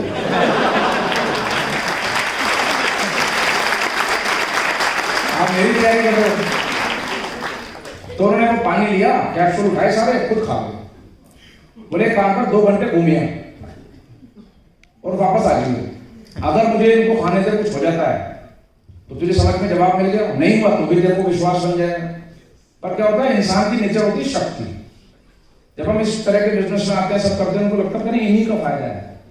तो मैं उसकी गैलरी थी पुराने ऑफिस में, गैलरी में निकला और बाहर खड़ा हो गया, क्योंकि वॉशरूम जो था वो ऑफिस से बाहर था, केबिन के।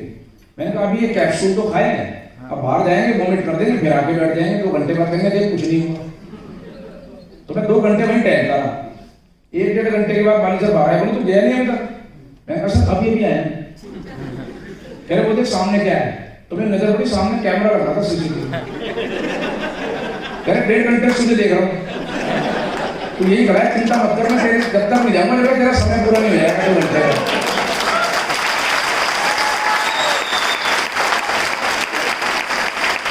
मुझे समझ में आया कि जब कंपनी का एमडी इन प्रोडक्ट को खा करके आपको विश्वास दिला रहा है, तो इससे ज्यादा विश्वास क्या चाहिए आपको?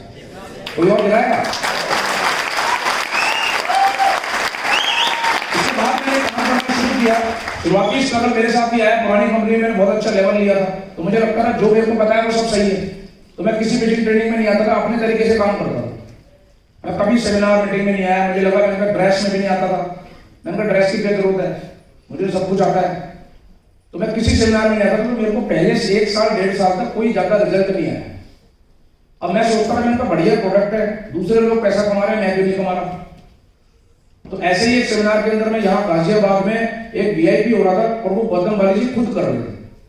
तो मेरा जो वो दोस्त था, वो मेरा अप्लाइन था, उसने जबरदस्ती मुझे घसीट करके यहाँ बुला लिया, बोले यहाँ बैठ जाए, एक बार सुन तो ले। तो मैं जब आया यहाँ पे तो बाली साहब ने उसने बात बोली, मुझे समझ में आई। वही बोले कि पेट्रोल पंप पे जब आप जाते हो तो आप हमेशा 0 देखते हो, चाहे आप जितनी बार भी जाओ आप 0 देखते हो। तो 0 क्यों देखते हो? क्योंकि पुराना कोई भरवा के गया होता है, वो आपका आगे से ना बढ़े। तो बोले अगर आपको इस बिजनेस में कामयाब होना है तो अपने आप को 0 करना पड़ेगा। आपका पुराना अनुभव जो मर्जी है वो यहाँ काम नहीं आएगा। तो मुझे उससे समझ में आया कि मैं गलती कर रहा हूँ। तो मैंने पहले फटाफट अपने आप को 0 किया, सीखना शुरू किया, इवेंट में आना शुरू किया लगातार, और वहां से जो है मेरी जो है सक्सेस जो है वो जर्नी शुरू होने लगी। बहुत सारे एरिया ऐसे थे जहां पर मेरा नेटवर्क बना, वहां पर प्रोडक्ट सर्विसेज नहीं थी, कोरियर नहीं थे। अभी मैं करण जी से बात कर रहा था, मैंने कहा इतने डीएलसीपी बन गए, इतनी सेमिनार्स होने लग गई हैं कि डीएलसीपी से जरा सेमिनार है, इतनी फैसिलिटीज है। राजस्थान मेरा होम स्टेट था, वहां पर कोई ऑफिस नहीं था, किसी तरह का कोई सेंटर नहीं था, कोरियर नहीं जाता था, क्योंकि हेल्थ सप्लीमेंट तब जाएंगे कोरियर जबकि वहां पर ब्रांच है, तो आप कोरियर नहीं लेता था। तो मैं बस से सामान भिजवाता था, दौला कुआं बस स्टैंड से राजस्थान की बस जाती, उनमें बस में सामान रखवा दिया, वहां कोई उतार लेता था। ऐसे काम करना शुरू किया।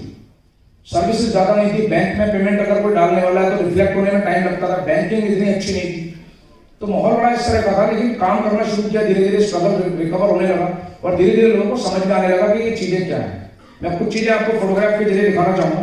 सर फोटो लगा सकते हैं कि पिक्चर के जरिए मैं आपको थोड़ा सा एक्सपीरियंस अपना शेयर करूंगा कि कैसे ये जर्नी किस तरह से आगे बढ़ी। सेमिनार पिक के नाम से होगा। आज ये शुरुआत के अंदर सबके साथ सेम जर्नी होती है, सिर्फ फर्क होता है एजुकेशन में। आप जैसे जैसे एजुकेशन लेते जाते हो आपका नॉलेज का दायरा लेवल जो है वो चेंज होता चला जाएगा। ये मैं ऑपरेट कर सकता हूं, अगर मैं करूंगा तो हो जाएगा उसमें। ठीक, ये मेरा 9th क्लास की फोटोग्राफ है, पहचान में आ रहा है? कौन सी वाली पिक्चर है? ये वाली? हाँ जी। ये हम 4 दोस्त थे जो चारों साथ में पढ़ाई करते थे। ये जो 2 हैं दोनों इंजीनियरिंग की तैयारी कर रहे थे, दोनों इंजीनियर बन गए। ये जो मेरे साथ में बैठा है ये मेडिकल की हम दोनों तैयारी कर रहे थे और ये सेलेक्ट हो गया। इसका फर्स्ट अटेम्प्ट में सिलेक्शन हो गया। अब दोस्त का सिलेक्शन होता है तो खुशी होती है, होती नहीं होती? पर सिर्फ दोस्त का हो तो फिर थोड़ी होती। थोड़ा मुझे ही बुरा लगा, मैंने कहा ये सेलेक्ट हो गया, साथ पढ़ते थे। तो घर वाले क्या कहते थे पुराने समय में, आज भी लोग कहते हैं, बोले तूने मेहनत बहुत की पर तेरी किस्मत खराब। और ऐसे ही मुझे बोलते रहते कि तेरी तो किस्मत की वजह से तो डॉक्टर नहीं है। ये बात मुझे बहुत बाद में समझ में आई कि इसने ये डिजर्व करता था, इसने मेरे से ज्यादा मेहनत करी होगी तभी तो डॉक्टर बना। किस्मत का कोई रोल नहीं था इसमें। मेरे से ज्यादा मेहनत करी, मेरे से ज्यादा अटेम्प्ट करा, तब ये डॉक्टर बना। अभी ये डॉक्टर बन चुका है, आई स्पेशलिस्ट है अहमदाबाद में, ऑप्थेल्मोलॉजिस्ट है। अपने 2 हॉस्पिटल हैं, वाइफ इसकी एंटी स्पेशलिस्ट है। करीबन 20-22 साल के बाद दोबारा ये मिला, फेसबुक के जरिए बातचीत हुई, शुरू हुई, नंबर एक्सचेंज हुए, क्या कर रहे हो पता चला। तो मेरे अहमदाबाद में सेमिनार था 2 साल पहले, तो मैं वहां गया, जाने वाला था, तो मैंने इसको फोन किया, मैंने कहा नंबर मिला, तो मैंने कभी मैं आ रहा हूँ अहमदाबाद। बड़ा खुश हुआ, मिले जाकर के, मेरा सेमिनार हुआ, ये होटल मेरे को लेने के लिए आया, मैं इससे घर गया। बहुत अच्छा घर बनाया है इसने, बातचीत होने लगी बैठ के। तो पहले मैं भी ये सोचा करता था, मैंने कहा मैं मेडिकल में नहीं जा पाया, डॉक्टर नहीं बन पाया, डॉक्टर बनता तो लाइफ बहुत अच्छी होती, नाम के आगे डॉक्टर लग जाता। तो घर में मेरे सारे लोग यही बात बोलते हैं। इसके साथ जब मैं बैठा, मैंने इससे पूछा, मैंने कहा क्या शेड्यूल है, कैसे चल रहा है, बात होने लगी। तो ये मैंने कहा तेरी लाइफ सेट हो गई, तो डॉक्टर बन गया, इतना बढ़िया तेरा घर है, क्लिनिक है, सब कुछ है। इसने मुझे एक बात बोली, कह भाई देख, ये ठीक है मैं डॉक्टर बन गया, पर मेरी लाइफ से ज्यादा मजा तेरी लाइफ में है। तो मैंने पहली बार इससे पूछा, मैंने कहा भाई क्यों, क्या है ऐसा? कह रहा भाई देख, मैं तुझे फेसबुक पे फॉलो करता हूँ, गुजरात में, मैं अहमदाबाद में यहाँ पर डॉक्टर हूँ, साल में एक बार छुट्टी होती है 10 दिन की, दिवाली की, उसके अलावा हम कहीं बाहर नहीं जाते घूमने। संडे को दिन हाफ डे तक हॉस्पिटल चलाते हैं, मंडे टू सैटरडे हम सुबह एक क्लिनिक पे होते हैं, शाम को क्लिनिक पे होते हैं। बच्चे जो है वो मेड पालती, 8 बजे हमें बच्चे मिलते हैं, उससे पहले हमें बच्चे नहीं मिलते। और 10 दिन के अंदर जब हम साल के अंदर होते हैं, तो उन 10 दिनों के अंदर हम सोचते हैं अपने रिश्तेदारों से मिले हैं, हम कहीं बाहर नहीं जाते। अब हमें वापस आने के बाद फिर मरीज देखने हैं, तो हम यहीं बैठे होते हैं, हम कहीं नहीं जाते। बोला तेरे को मैं देखता हूँ, कभी तू सेमिनार कहीं मीटिंग तेरी होती है, वहां तेरे को इतने सारे वीडियोस होते हैं, तो माला पहना रहे होते हैं, तो हर तीसरे चौथे महीने घूमने गया होता है, कितनी कंट्री तो घूम आया, गाड़ी तेरे पास में, समय तेरे पास में। तो बोला भाई लाइफ तेरी बढ़िया है।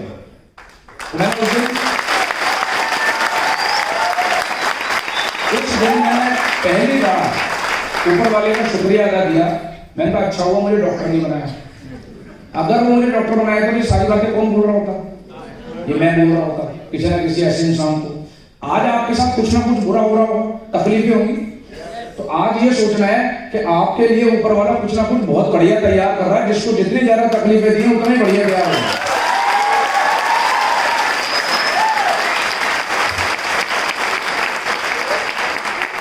ये वो लेडी है जिन्होंने मुझे नेटवर्क मार्केटिंग की बेसिक सिखाई।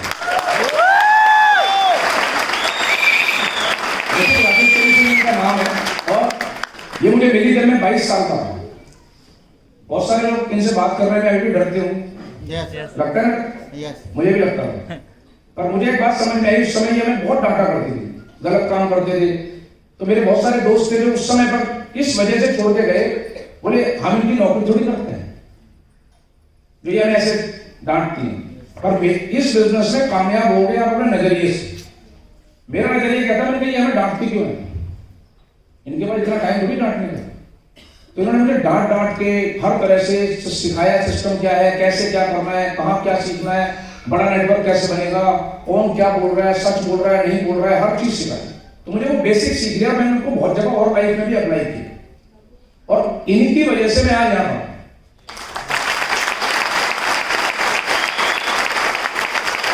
आज भी बहुत सारे लोगों को जब ये बात करती है तो उनको लगता है क्या बात करें, तो मैं हमेशा उनको बोलता हूँ इनके सामने सच बोलो बस। आप जो सच बोलोगे वो सही है, घुमा फिरा के नहीं बोलोगे। तो जब आपको सच बोलने की आदत हो जाती है तो आपकी लाइफ में सुकून भी आने लग जाता है। इसीलिए जब सिखाती थी वो चीज हमने ढंग से समझी। इन्हीं के बेटे हैं सिद्धार्थ सिंह जी।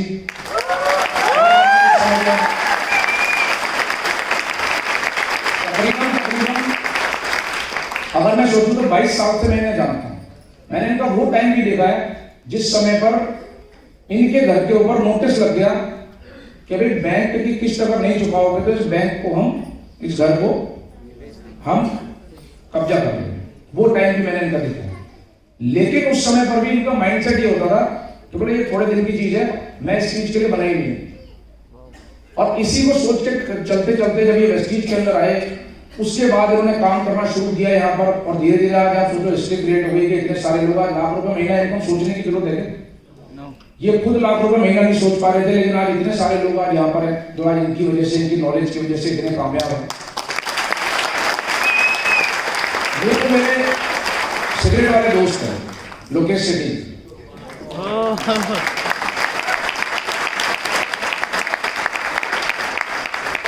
इनका मैंने नाम इसलिए मिस्टर फॉलो रखा हुआ। अगर ये किसी के पीछे पड़ जाए तो या तो वो वेस्टी ज्वाइन करेगा या दुनिया से चला जाएगा।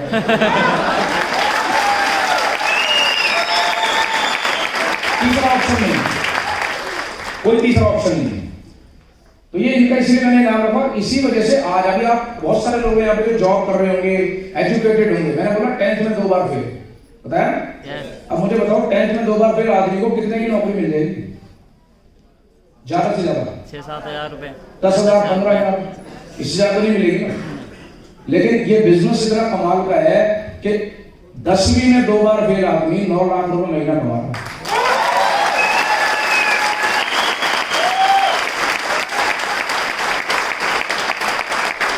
एजुकेशन नजरिया ये इंपॉर्टेंट है जो आपके काम आता है। ऑब्वियसली ग्रेट विजनरी गौतम बाली साहब,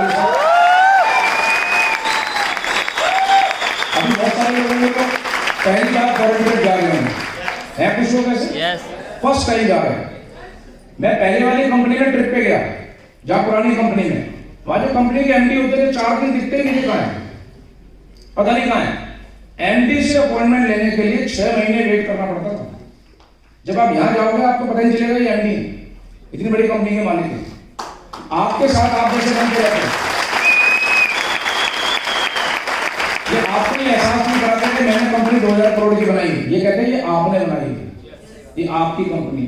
और जब आप इस सोच से काम करते हो तभी आप कुछ बड़ा क्रिएट कर सकते हो।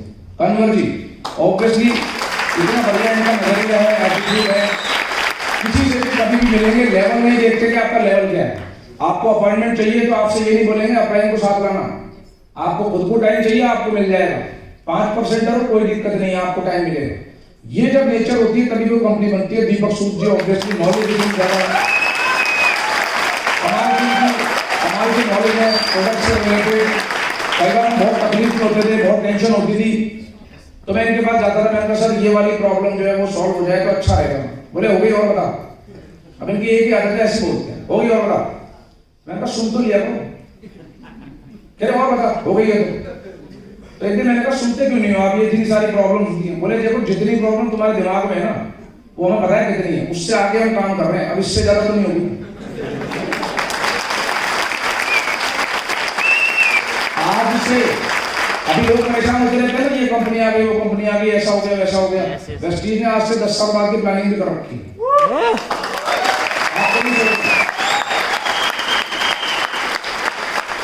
आपको दिमाग में लगाना, आपको काम नहीं करना, इस बारे में सोचना ही नहीं।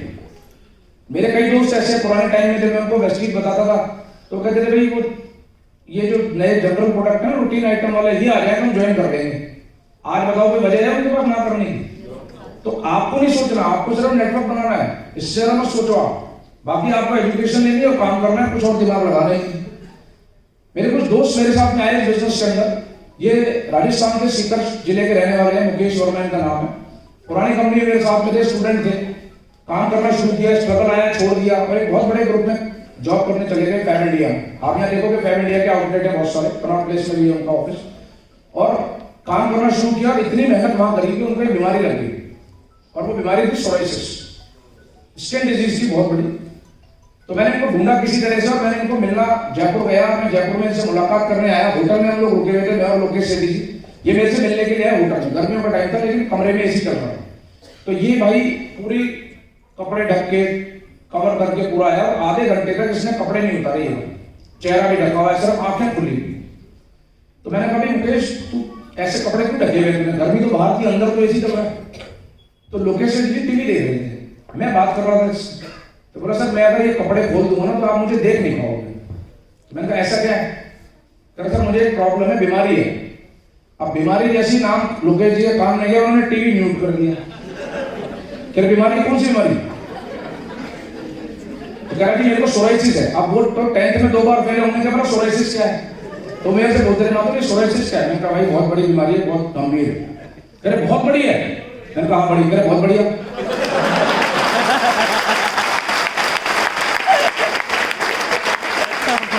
जैसे ही बोला बहुत बढ़िया, मैं तो मेरे दोस्त आपको जानते हैं कौन है, उसने फटाक से ग्लव्स उतारे, कपड़ा उतारा, क्या बढ़िया है, देखो ये बढ़िया है, ये बीमारी आप ले लो, बढ़िया है, ऐसे बोला गुस्से में।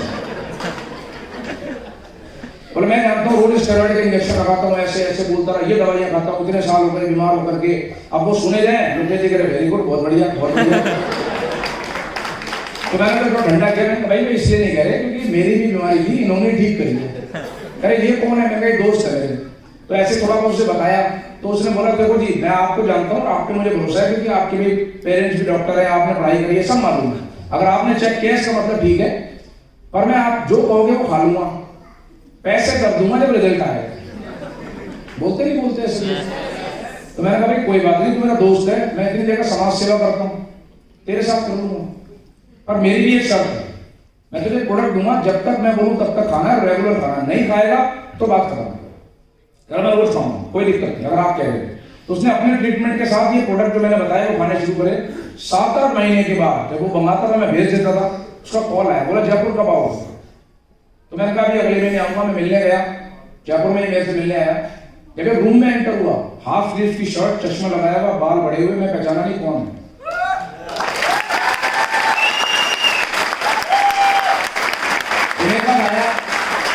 पहले मैंने गले लगा, बोला sir thank you so much, मेरी जो बीमारी है 80% मेरी बॉडी में से निकल चुकी है, जिससे मैं परेशान हूं।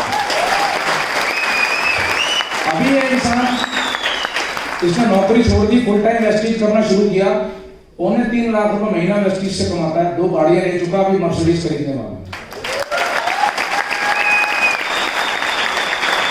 उत्तराखंड के अंदर एक व्यक्ति है जो हमारे साथ में पुरानी कंपनी में भी थे, बहुत वहां काम किया था, बहुत सारी कंपनियों में चले गए, 15-20 कंपनियों में काम किया, टॉप अचीवर रहे हर जगह पर।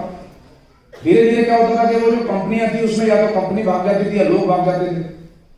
वेस्टीज के लिए हमारे संपर्क में आए तो उन्होंने कहा मुझे स्टेबल इनकम चाहिए, जो स्टेबल इनकम मुझे कहीं नहीं मिलती, आप मुझे ऐसा प्लान ये बताओ कि स्टेबल इनकम आएगी रेगुलर। समझाया, काम करना शुरू किया, लगभग 2.5 साल के अंदर ये मेरे लेवल तक आगे बराबर। अभी 3 लाख रुपए महीने की इनकम है, 2 फॉरेन ट्रिप ले चुके हैं, अभी मर्सिडीज खरीदी है। ये व्यक्ति मेरे नेटवर्क के अंदर, अगर आपने मेहंदीपुर बालाजी सुना हो, उसके पास के गांव में रहते हैं और बहुत मेहनत करते हैं, पैदल वेस्टीज के अंदर आए थे, बाइक खरीदी, और ये अपने गुरुजी हैं, इनको बहुत मानते हैं। तो इनका एक ही ड्रीम था, जब मैं इनसे बोलता था, मैंने कहा तुम बचपन से इनके साथ में रहे, हर जगह जाते थे, मैंने कहा क्या चाहते हो? बोले मेरा एक ही ड्रीम है, वेस्टीज से पैसा कमा के अपने गुरुजी को गाड़ी गिफ्ट करनी। अभी 3 महीने पहले डायमंड ट्रैक्टर लेंगे, 1.5 लाख रुपए महीने की इनकम है, ये 12 लाख रुपए की गाड़ी गुरुजी को गिफ्ट।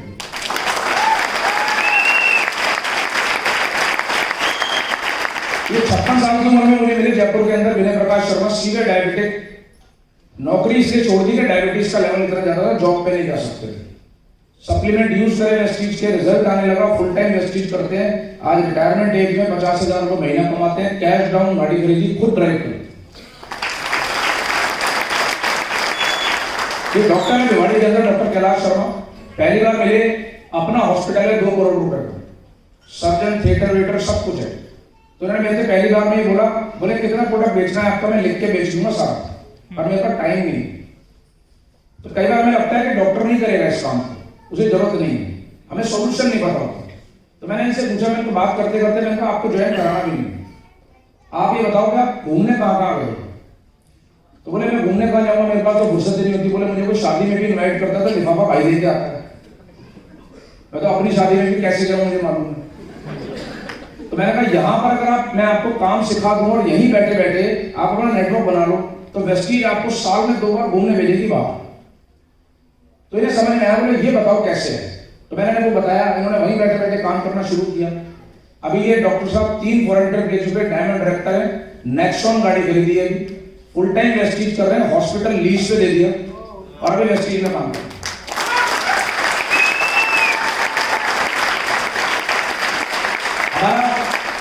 थाईलैंड का ट्रिप था, करण जी भी जब साथ में थे, थाईलैंड का ट्रिप हुआ, उसके अंदर ये जिस होटल में थे, जब फ्लाइट वापस जा रही होती है, जब जाना होता है तो बसेस लग जाती हैं कि अपना लगेज लेके सबको बसों में रखना है, क्योंकि एयरपोर्ट दूर होता है, तो वो जल्दी कर देते हैं, फटाफट बैठो, फटाफट ढूंढते रहे। अब सारे लोग आ गए, डॉक्टर साहब है ही नहीं, सब जगह ढूंढा कहाँ है। तो मैं इनको देखने के लिए रूम मुझे पता था, तो मैंने देखा वहां से आ रहे हैं, आधा घंटा हो गया ढूंढते। मैंने क्या कर रहे थे, कहाँ थे? बोले कुछ नहीं, अभी आ गए, बोलते भी कम है, ज्यादा नहीं बोलते। तो मैंने कहा हो क्या गया, इतना देर क्यों हो गई? बोले सर बाद में बताऊंगा, अब फ्लाइट में भी थे। मैंने कहा क्या हो गया, ऐसा क्या दिक्कत हो गई? बोले सर देखो पहली बार आया हूं विदेश, दोबारा पता नहीं कब आऊंगा, और जिस होटल, ऐसे होटल को तो मैंने सोचा ही नहीं कभी, और गद्दे इतने बढ़िया थे वहां, तो मैं ऐसे गद्दों में सोता हूँ। तो बोले मैं 15 मिनट गद्दों पे जंप कर रहा हूँ, तो दोबारा पता नहीं मौका मिले ना मिले। तो मैंने कहा डॉक्टर साहब, जो मौका जीवन में मिलना है, चिंता मत करो, 3 फॉरेन ट्रिप ले चुके हैं। तो आप ऐसे लोगों की लाइफ के अंदर ट्रांसफॉर्मेशन कर सकते हो।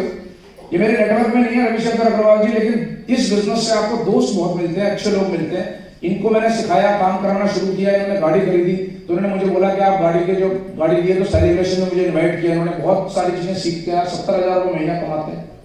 ये कॉन्ट्रैक्टर है जो कि सवाई माधोपुर रणथंभौर, अगर आपने सुना होगा, वहां रहते हैं, बिजनेस नहीं करना चाहते थे, बिल्कुल मना कर दिया। पीडब्ल्यूडी में कॉन्ट्रैक्टर थे, धीरे धीरे इनको इन्वॉल्व किया, काम करना शुरू किया। अभी डायमंड डायरेक्टर है, 2 फॉरेन ट्रिप ले चुके, 60-70,000 रुपये महीने की इनकम है।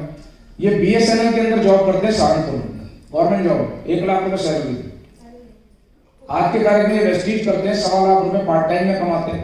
और इन्होंने बोला सर BSNL की हालत इतनी खराब है कि हमें सर्वाइवल नहीं है, हमें नोटिस आ चुका है कि BRS ले लो, नहीं तो हम भेज देंगे घर। तो बोले सर वेस्टीज है जिसकी वजह से आज हम सर्वाइव कर रहे हैं, और कह रहे हैं बहुत जल्दी रिटायरमेंट लेकर के मैं फुल टाइम वेस्टीज करने वाला हूँ। ये सुनील सनी जी हैं जो कि सहारनपुर में रहते हैं, बहुत सारी कंपनियां करी, लेकिन इनको कभी सही चीज नहीं मिली। वेस्टीज एक स्टेबल प्लेटफॉर्म। मैं बहुत बार लोगों को बोलता हूं कि ये जो बिजनेस है, एज ए कैरियर करो। जब आप एज ए कैरियर करोगे तो आपको सही सोल्यूशन मिलेगा। कई बार लोग क्या करते हैं, अपने लिए करते हैं।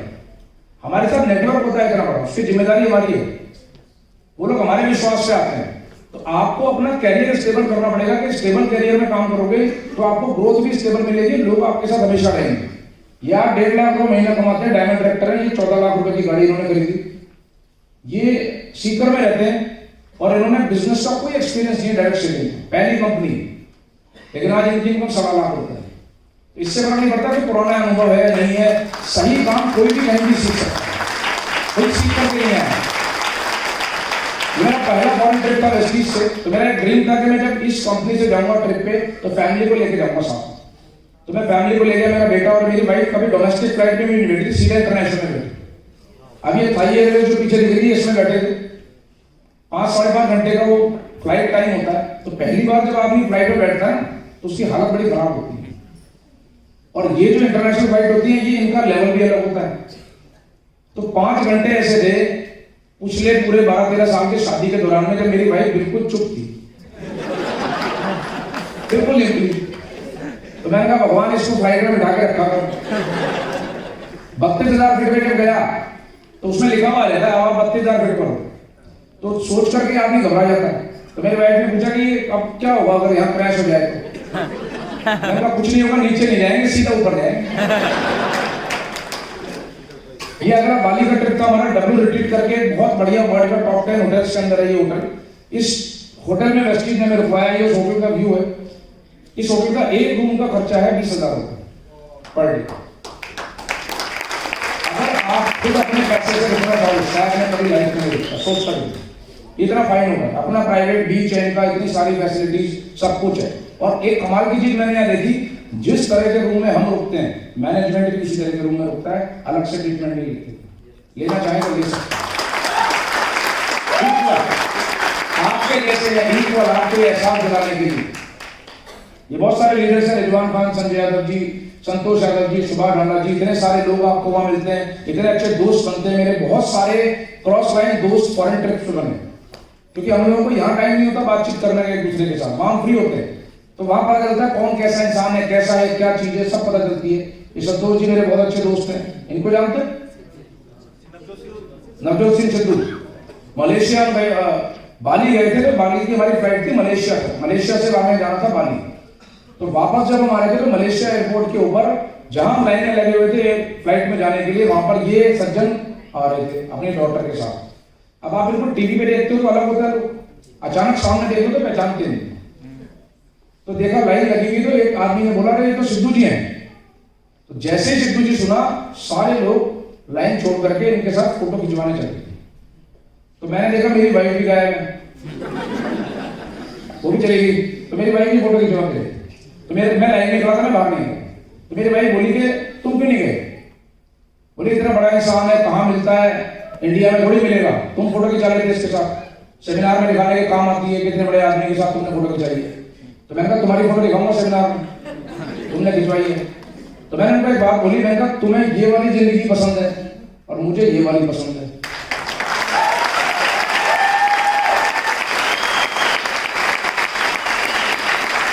चॉइस आपकी है, आप कैसी जिंदगी जीना चाहते हो।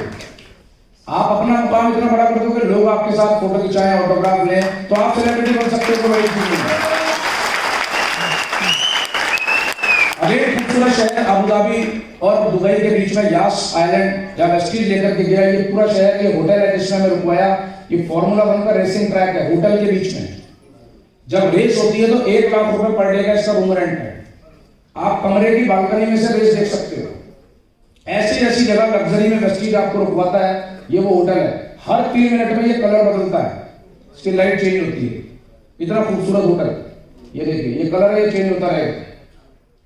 अगला मैंने अपना एक पर्सनल फॉरेन ट्रिप किया 12 दिन का। वेस्टीज के अलावा मेरी फैमिली को लेके गया थाईलैंड, 12 दिन हम घूमे वहां पर। अब वेस्टीज इतना कमाल का एक प्लेटफॉर्म है कि आपके पास यहाँ 2 चीजें एक साथ मिलती हैं। आपके पास टाइम होता है और आपके पास पैसा होता है। तो मैं 12 दिन के लिए गया। मेरा बेटा थोड़ा बड़ा हो गया तो कहता था हर फॉरेन ट्रिप में जाते हैं, 4-5 दिन घूमते हैं, तो ऐसी जगह जाएंगे ना 10-12 दिन घूमे। तो हमने थाईलैंड का प्लान किया, बैंकॉक, फुकेट, पटाया, हम सब जगह घूमे। तो आने वाली फ्लाइट से 2-3 दिन पहले मेरा बेटा बोला कि अभी 2-3 पॉइंट ऐसे हैं जो हमने इसमें छूट गए हमारे, अगली बार आएंगे तो देख लेंगे। तो मैंने कहा अगली बार क्यों आएंगे, अभी देख सकते हैं। तो मैंने ट्रैवल एजेंट को फोन किया, मैंने कहा मेरी फ्लाइट एक्सटेंड कर दो। तो उसने कहा एक्सटेंड नहीं होती, फ्लाइट कैंसिल होती है, नहीं होती। तो मैंने कहा ठीक है, नई फ्लाइट कर दो, 3 दिन बाद की, हम 3 दिन घूम करके वापस आए।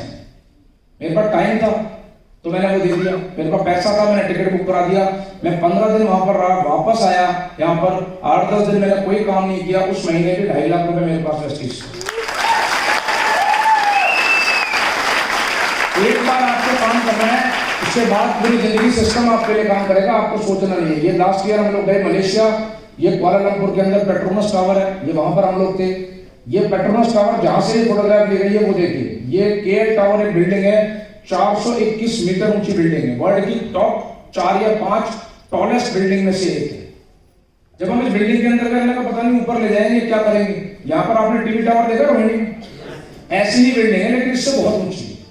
वहां ऊपर ले गए और ऊपर रिवॉल्विंग रेस्टोरेंट है, उसमें हमारा लंच था।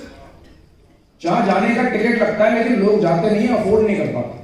तो ऐसी ऐसी लग्जरी जब आप यहाँ काम करते हो तो वेस्टीज आपको देता है। ये वो क्रूज है जिसके ऊपर 1700 लोग एक साथ इस क्रूज के ऊपर थे, सिर्फ वेस्टीज वाले।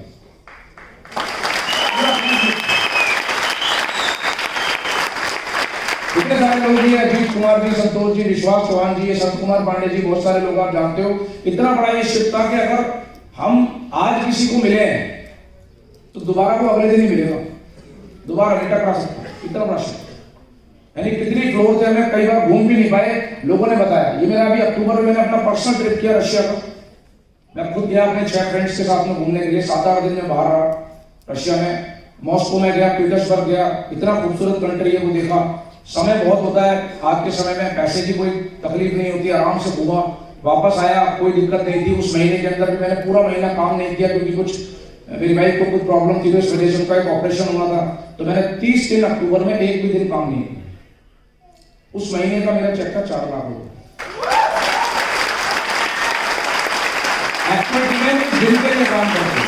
अगर आपके साथ कोई मिसहैपनिंग हो जाए, कोई ट्रेजेडी हो जाए, उस समय आपकी जगह कौन काम करेगा? आपका रिप्लेसमेंट कौन है? कोई जॉब ऐसी नहीं है जिसमें आपका कोई रिप्लेसमेंट है, कोई बिजनेस नहीं है जिसमें आपका कोई रिप्लेसमेंट। बट यहाँ जब आप एक बार नेटवर्क बना लेते हो, सही एजुकेशन देते हो, तो धीरे धीरे काम करने के लिए आपको कोई काम नहीं करना पड़ता। जहां पर मैं रहता हूं, जिस सोसाइटी में, ये मेरा मॉस्को की फोटोग्राफ है। ये बुलेट ट्रेन थी, 200 किलोमीटर पर आवर की स्पीड से चलती, 4 घंटे में ये 800 किलोमीटर का रास्ता तय कर लेती।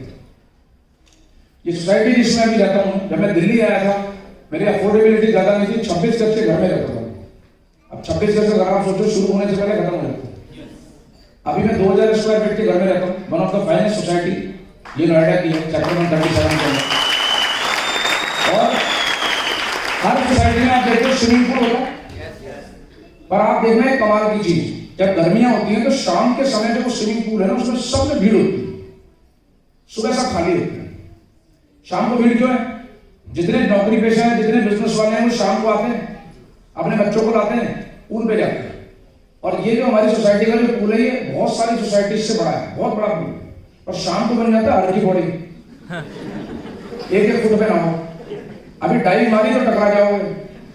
तो मैं शाम को कभी नहीं जाता पूल में, मैं जाता हूँ सुबह। मेरा कोई फ्रेंड आता है, कोई रिलेटिव आता है, सुबह पूल पे ले जाते हैं। तो वो जो बाहर से आता है ना आदमी, वो कहता है खाली क्यों है? मैंने कहा मैंने बुक करा रखा है।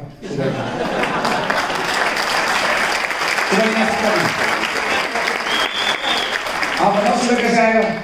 सुबह तो नौकरी पे जाना है। तो सुबह नौकरी पे जाने के लिए पूल पे नहा थोड़ी आएगा पहले। बिजनेस वाला क्या करेगा? वही भागेगा। सैटरडे संडे को हम क्या करते हैं? हम सैटरडे संडे को अपना काम कर रहे होते हैं, वो सुबह से नहा रहे नहाते रहो। संडे बचपन से संडे क्या समझाया गया कि 6 दिन मेहनत करो और 1 दिन आराम करो, यही तो समझाया। तो हर एक के दिमाग में बचपन से संडे यही है। जब आप इस बिजनेस में काम करोगे, 4 संडे काम करने के, 26 संडे आपके आराम करने के।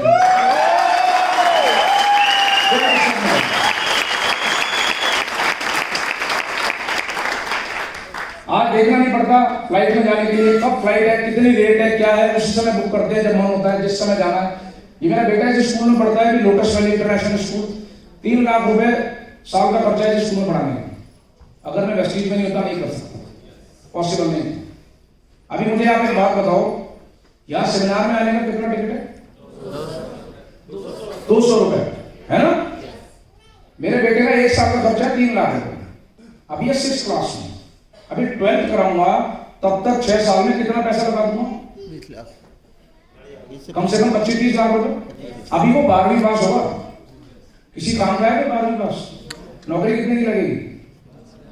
10,000 15,000 करना भी चाहे, फिर उसको कोई स्पेशलाइजेशन कराऊंगा और पैसा लगेगा। इतना पैसा खर्चने के बाद भी कोई फायदा नहीं। पर ये क्योंकि मैं कर सकता हूँ इसलिए मैं करा रहा हूँ। मैं आपसे क्या कहना चाह रहा हूँ, एक सेमिनार महीने में होती है, कोई आए नहीं आए, आप हर महीने आओ। 200 रुपए आपने अपने पे लगाए तो साल के कितने रुपए खर्च हुए? 2400 रुपए लगाए। 3 साल के अंदर कितने रुपए लगे? 7200 रुपए। किस पे लगाए?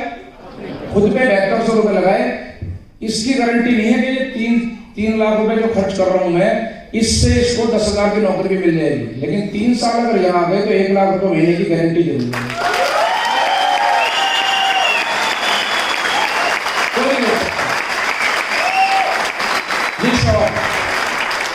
तो पहली ट्रॉफी मिली यहाँ पे ग्राउंड डायरेक्टर की, इतने सारे लोगों के सामने, यूनिवर्सल ग्राउंड डायरेक्टर।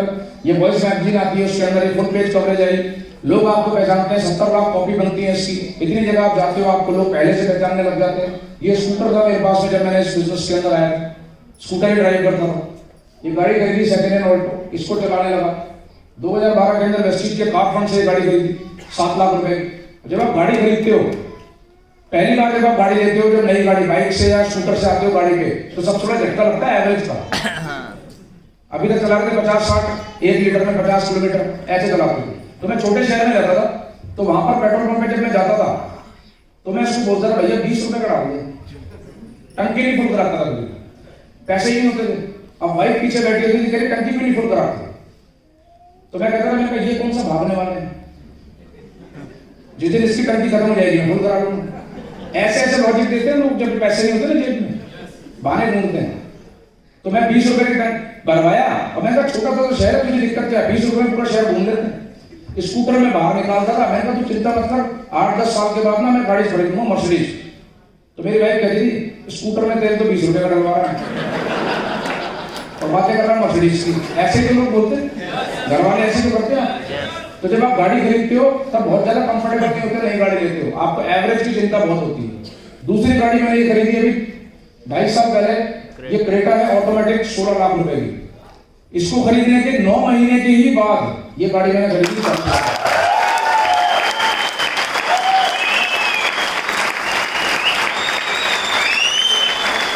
जब मैं गाड़ी में देखने के लिए गया शोरूम के अंदर, तो शोरूम का जो एम्प्लॉई होता है एग्जीक्यूटिव, वो गाड़ी दिखा रहा था, तो मैं गाड़ी देख रहा था, वाइफ देख रही थी, सब देख रहे थे बढ़िया ढंग से। तो वो जो एग्जीक्यूटिव था वो मेरी वाइफ को बोला मैडम इतना क्यों देख रहे हो? तो मेरी वाइफ ने कहा, बोला भैया 40 लाख की गाड़ी है, देखेंगे नहीं ढंग से। कह रहे 2 साल में दूसरी ले लोगे, क्यों टेंशन ले लो? तो मेरी वाइफ ने कहा 40 लाख की गाड़ी को 2 साल में कोई दूसरा लेता है? कह रहे कोई लेता हो नहीं लेता हो, 7 साल हो गए इस ऑफिस के अंदर, वेस्टीज वाले लेते हैं।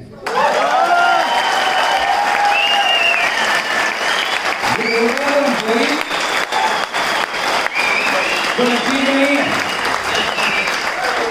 उसको नहीं पता वेस्टीज क्या है, और कहता सर कब लोगे डिलीवरी?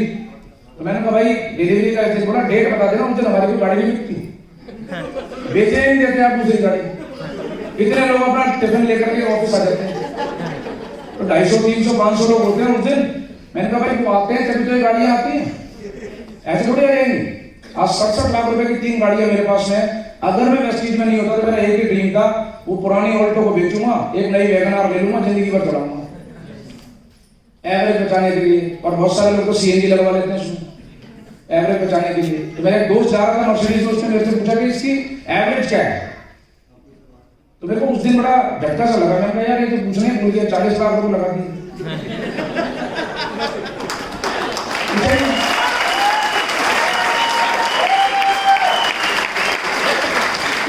और एक बात और बता रहा हूं, जब मर्सिडीज खरीदने जाओगे ना और अगर गलती से भी एवरेज पूछ ली तो गाड़ी नहीं बेचेगा वो, क्योंकि मर्सिडीज खरीदने वाला एवरेज नहीं पूछता, उसे पता ही नहीं था क्या होगा। तो वेस्टीज आपकी लाइफ के अंदर ये चीजें आपको देती है। ये 138 लोगों के लिए, ये कार बुक अभी आपने देखी होगी, लग्जरी कार बुक 138 लोगों के लिए वेस्टीज ने ऑनर में बुक निकाली, फोटोशूट हुआ इसके अंदर। ये मेरा हाईएस्ट चेक है जो अभी 2 महीने पहले आया, 4,69,000 रुपए। जब मैं स्ट्रगल कर रहा था वेस्टीज के अंदर, तो मैं नौकरी भी कर रहा था और बिजनेस भी कर रहा था। संडे का दिन मैं देता था वेस्टीज को, बाकी दिन करता था नौकरी। बेटा मेरा छोटा था, मेरी वाइफ मुझे कहती थी क्यों इतनी मेहनत करते हो, ये नौकरी बढ़िया तो है, क्या मिलेगा इस बिजनेस में? ऐसी बातें आपको घर में सुनने को मिलती है। तो मैंने एक दिन मेरी वाइफ से पूछा था, मैंने कहा तुझे कितना पैसा चाहिए जिससे लाइफ कंफर्टेबल हो जाए? तो बोली 40,000 तुम्हारी सैलरी है और हम कुछ खींच के 20-25 हजार कर लें, 60-65 हजार में जिंदगी बहुत बढ़िया चाहिए। तो मेरा ये चेक आया, जब आपका चेक बढ़िया आता है, अच्छी खुशी होती है। मैं ड्राइव कर रहा था तो देखा मैंने सबके चेक आते हैं, जब आप खोलते हो जैसे कल आ जाएगा। तो मैंने मेरी वाइफ को फोन किया, मैंने कहा चेक आया 4,69,000 का, करीब 5 लाख का वो। तो 60,000 में खुश होने वाले थे, अब 4.5 लाख की तसल्ली नहीं हो रहे। तो बोली वो संतोष भैया को ना घर में बुलाया करो। वो घर आते कहते मेरा चेक 12 लाख रुपए, मनोज जी आते कहते हैं 6 लाख रुपए। अब माहौल में लोग कैसे हैं, 5 लाख, 6 लाख, 4 लाख रुपए कमाने वाले। तो कहते हैं जब तुम्हारे साथ इतने लोग ये कमा सकते हैं, तुम भी नहीं कमा सकते। तो धीरे धीरे आपकी अपेक्षाएं बढ़ती चली जाती है जब आपके साथ ऐसे लोग होते हैं। इसीलिए बोलते हैं संगत बदल लो। अगर आपको लाख रुपए कमाने तो करना क्या है, लाख रुपए कमाने वाले के साथ रहो ना, तो आप जल्दी लाख रुपए कमा लोगे। और आप रहते किसके साथ हो, जो कह रहे हैं ना मैं खुद कमाऊंगा ना तुझे कमाने से। और इसी तरीके की वजह से हमारी लाइफ चलती है। आज ये लाइफ ट्रांसफॉर्मेशन हो चुकी है पूरी तरीके से। अभी सोचो ये अस्थमा का मरीज लग रहा है, इतनी देर से मैं आपसे बात कर रहा हूँ, इतनी देर में अटैक आ जाता है अस्थमा वाले को, इतनी देर बात नहीं कर सकते।